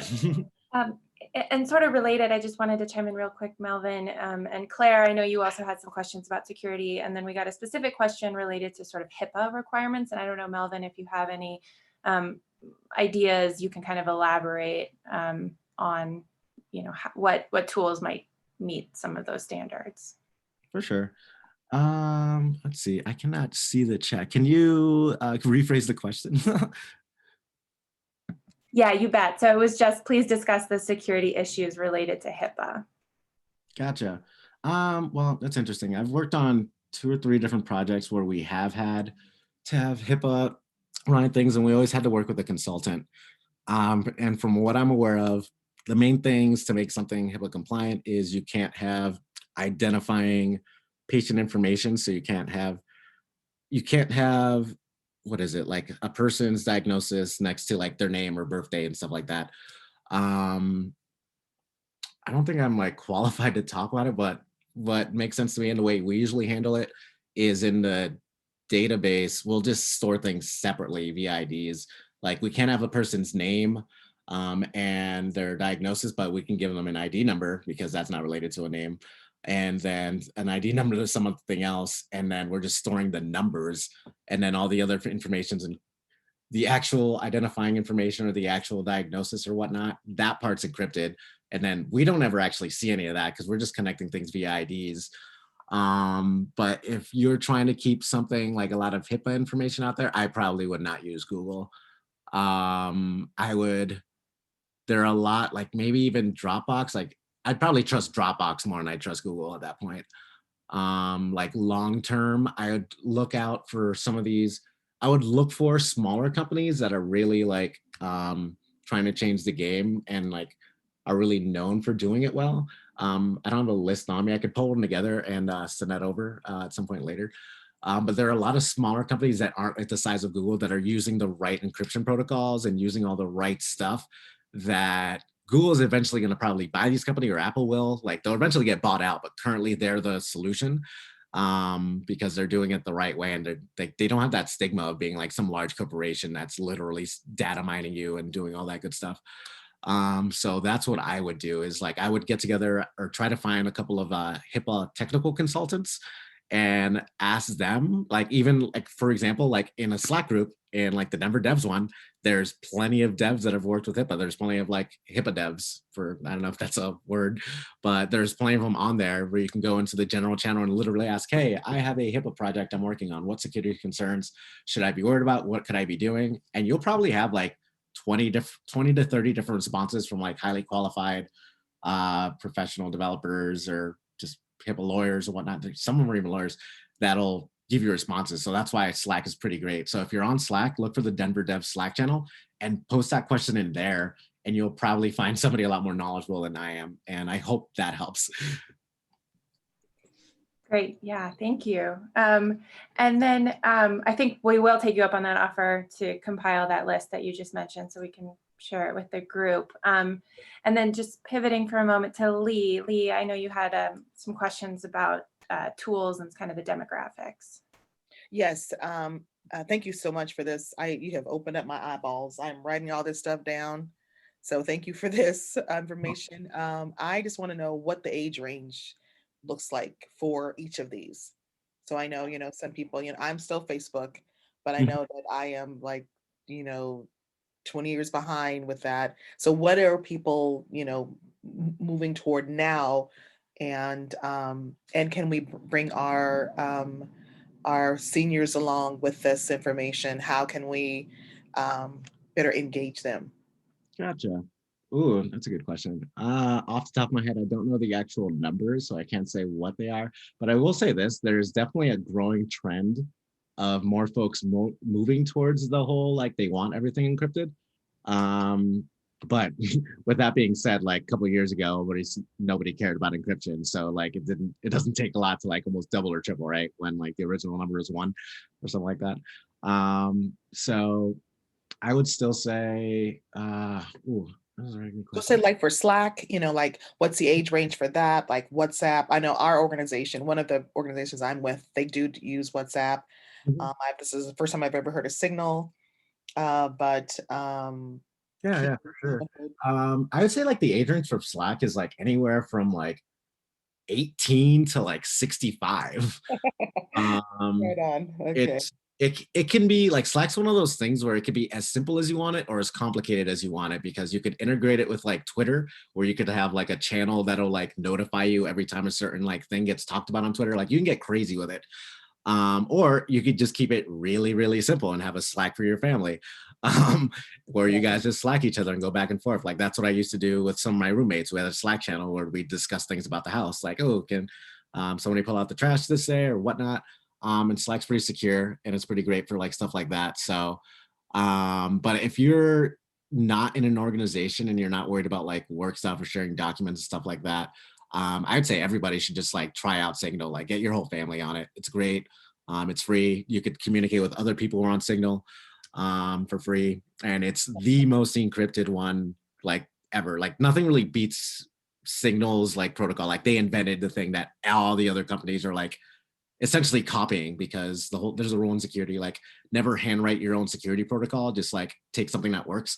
And the Open Whisper one is the one that works. Like the government's using it, NASA's using it, Facebook's is using it, WhatsApp using it. Like that is the one. They're the originators, and they truly believe in like not wanting to expose information. Like the FBI actually subpoenaed them back in like 2009, 2010, somewhere around there. I think it was in Virginia. They suspected a couple of people of having some interesting conversations. So the FBI subpoenaed Signal, and all they got was like 4 lines on one single page of like when the account was created and the last time the person logged in. That was it. That's all the information like they had. on like these two Pacific users that they had wanted and thought that Signal was going to have all this information on them, but literally they're not storing anything on their servers. They're just like using their servers to communicate messages back and forth, but they're never storing any of the messages. But in terms of, sorry. Real quick, I don't want to take up all your time. As far as the political arena, because it's encrypted, because it's, you know, nonprofit owned by who or whatever, each of these, if you were trying to run a campaign, what's their stance on that? Is there some type of political? Nope, they don't care. They're not going to know. All right, thank you. They are not going to know because they can't see anything. Okay, well, I think we have one last question, maybe Fatima, because I think this will add a lot to the conversation. So feel free. All right, sure. Yeah, I guess my question was just specific, and I was wondering for any of the speakers or you specifically, if you all have or would be willing to share any of your data sharing agreements, as you know, we kind of try to limit it in like, you know, Tableau or in Vivo and who has access to like raw data, and we're specifically working with ag workers and undocumented folk. And so just instead of recreating it as we're in that situation, and with you all as equity-minded people, if you all have any agreements like that that you'd be willing to share with us that we can share with partners or individuals as we bring them on. Ooh, I don't personally have any that come to mind, but I could ask our company and I can get back to you. Cool, thank you. It's like self-interested in terms of doing the work towards it, you know, and just nice to see other examples. I'd appreciate that. For sure. I'm sure we have a couple of things like that, but yeah.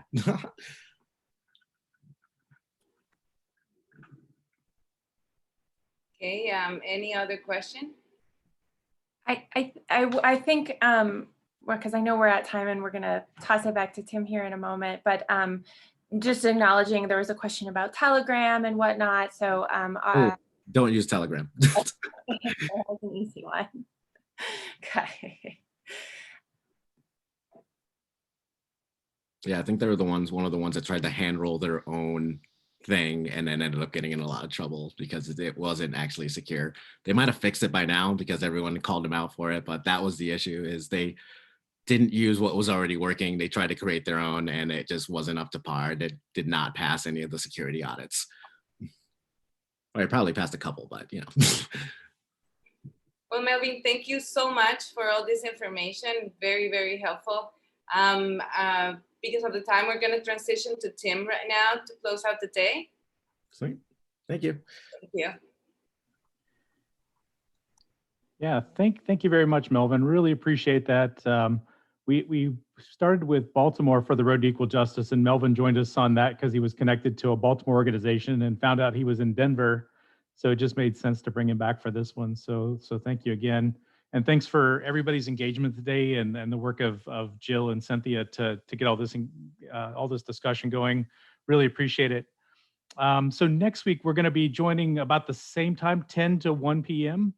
And we have Nicole from the North Face. A lot of you said you were on social media, you were on Facebook, and she manages all their social media strategies, monitoring content, reporting.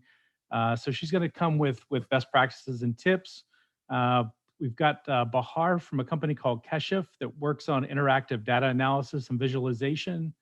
A company called Quadrant 2 that works on chatbot and video technologies for social good, including bystander apps. And finally, it's come up a lot today, but we've got a gentleman named Trey Hanberry from Hogan Lovells coming, and he's going to be talking about protecting your organization's data, protecting your identity, and the steps you can take even when you go to a protest to, you know, and what your liabilities are on the cell phones you bring with you. So I think all that would be really interesting. Bring your questions next week. I put the agenda in the chat window there so you can kind of see what's upcoming. The week after, we have a group called Articulated Intelligence that's going to be doing storytelling for your organization. We've got Amazon coming to talk about media strategies that they employ that can be applied to the private to the public sector and to social justice organizations. So yeah, thank you again for all your input. We're going to be sending out the presentations from today, so you can go back and look at anything that you missed. And I would just close in saying that we've got these grants available after the last session on February 5th. So just be thinking about, some of the tools that you've heard from Melvin, some of the data that you've seen, some of the approaches you've heard, and how that could be applied to your organization, and thinking about, how we can get projects off the ground for a small amount of money to work on the technology side. So thank you very much, and we'll see you next week. Thank you, Jill. Thank you, Cynthia. Appreciate it. Everyone.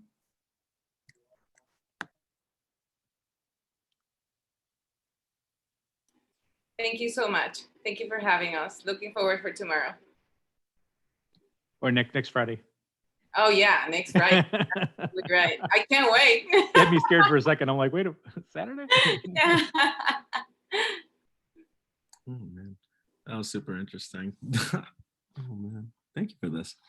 Yeah, thank you, Sir Melvin. Thanks again for coming in. I know that it's double duty, and I can't imagine anybody being like, you have this great toolkit, and yeah, just the connections to Baltimore and Denver, so it worked out well. And anytime you have another one or any other events in Denver or Baltimore or whatever, feel free. Us over at SmartLogic, we like to, I don't know, we like to speak at events. It's fun. It gives us a lot of practice, and we get to find out what like people are actually interested in. Like for this talk, like it seemed like people are more interested on the security side of things. So it gives me things to update. Yeah, and for Baltimore, security wasn't as big of an issue, but it definitely is here. And so we got this Trey Hanbury guy that he really focuses on like hardcore security for organizations. So I think people are going to like that a lot more for Denver than they would have in Baltimore. For sure. Oh, is that the same guy who, yeah, he was like right before me last time, I think? All right. Yeah. Awesome. Sweet. Yeah. All right. Well, have a good weekend, everybody. Thanks again for all your help. Really appreciate it. Pleasure. Thanks, Tim. We'll talk next week. Yes. Okay. And I'll send you all the feedback. We have a post-event survey that people take when they log off. So it'll tell us what sessions they like, what needs to be improved, what they liked out of the day, and I'll send you all that feedback. That's great. Thank you. We'll look forward to seeing it. And I think we'll put our heads together about, I think, some of the feedback that felt present throughout the day for the next session. So yeah, thank you. The engagement was outstanding though. It was much better than last time. So I think I hit my goal for what I was trying to accomplish with JVA. So thank you so much. yeah, have a great weekend. Okay, take care. Bye. Bye-bye.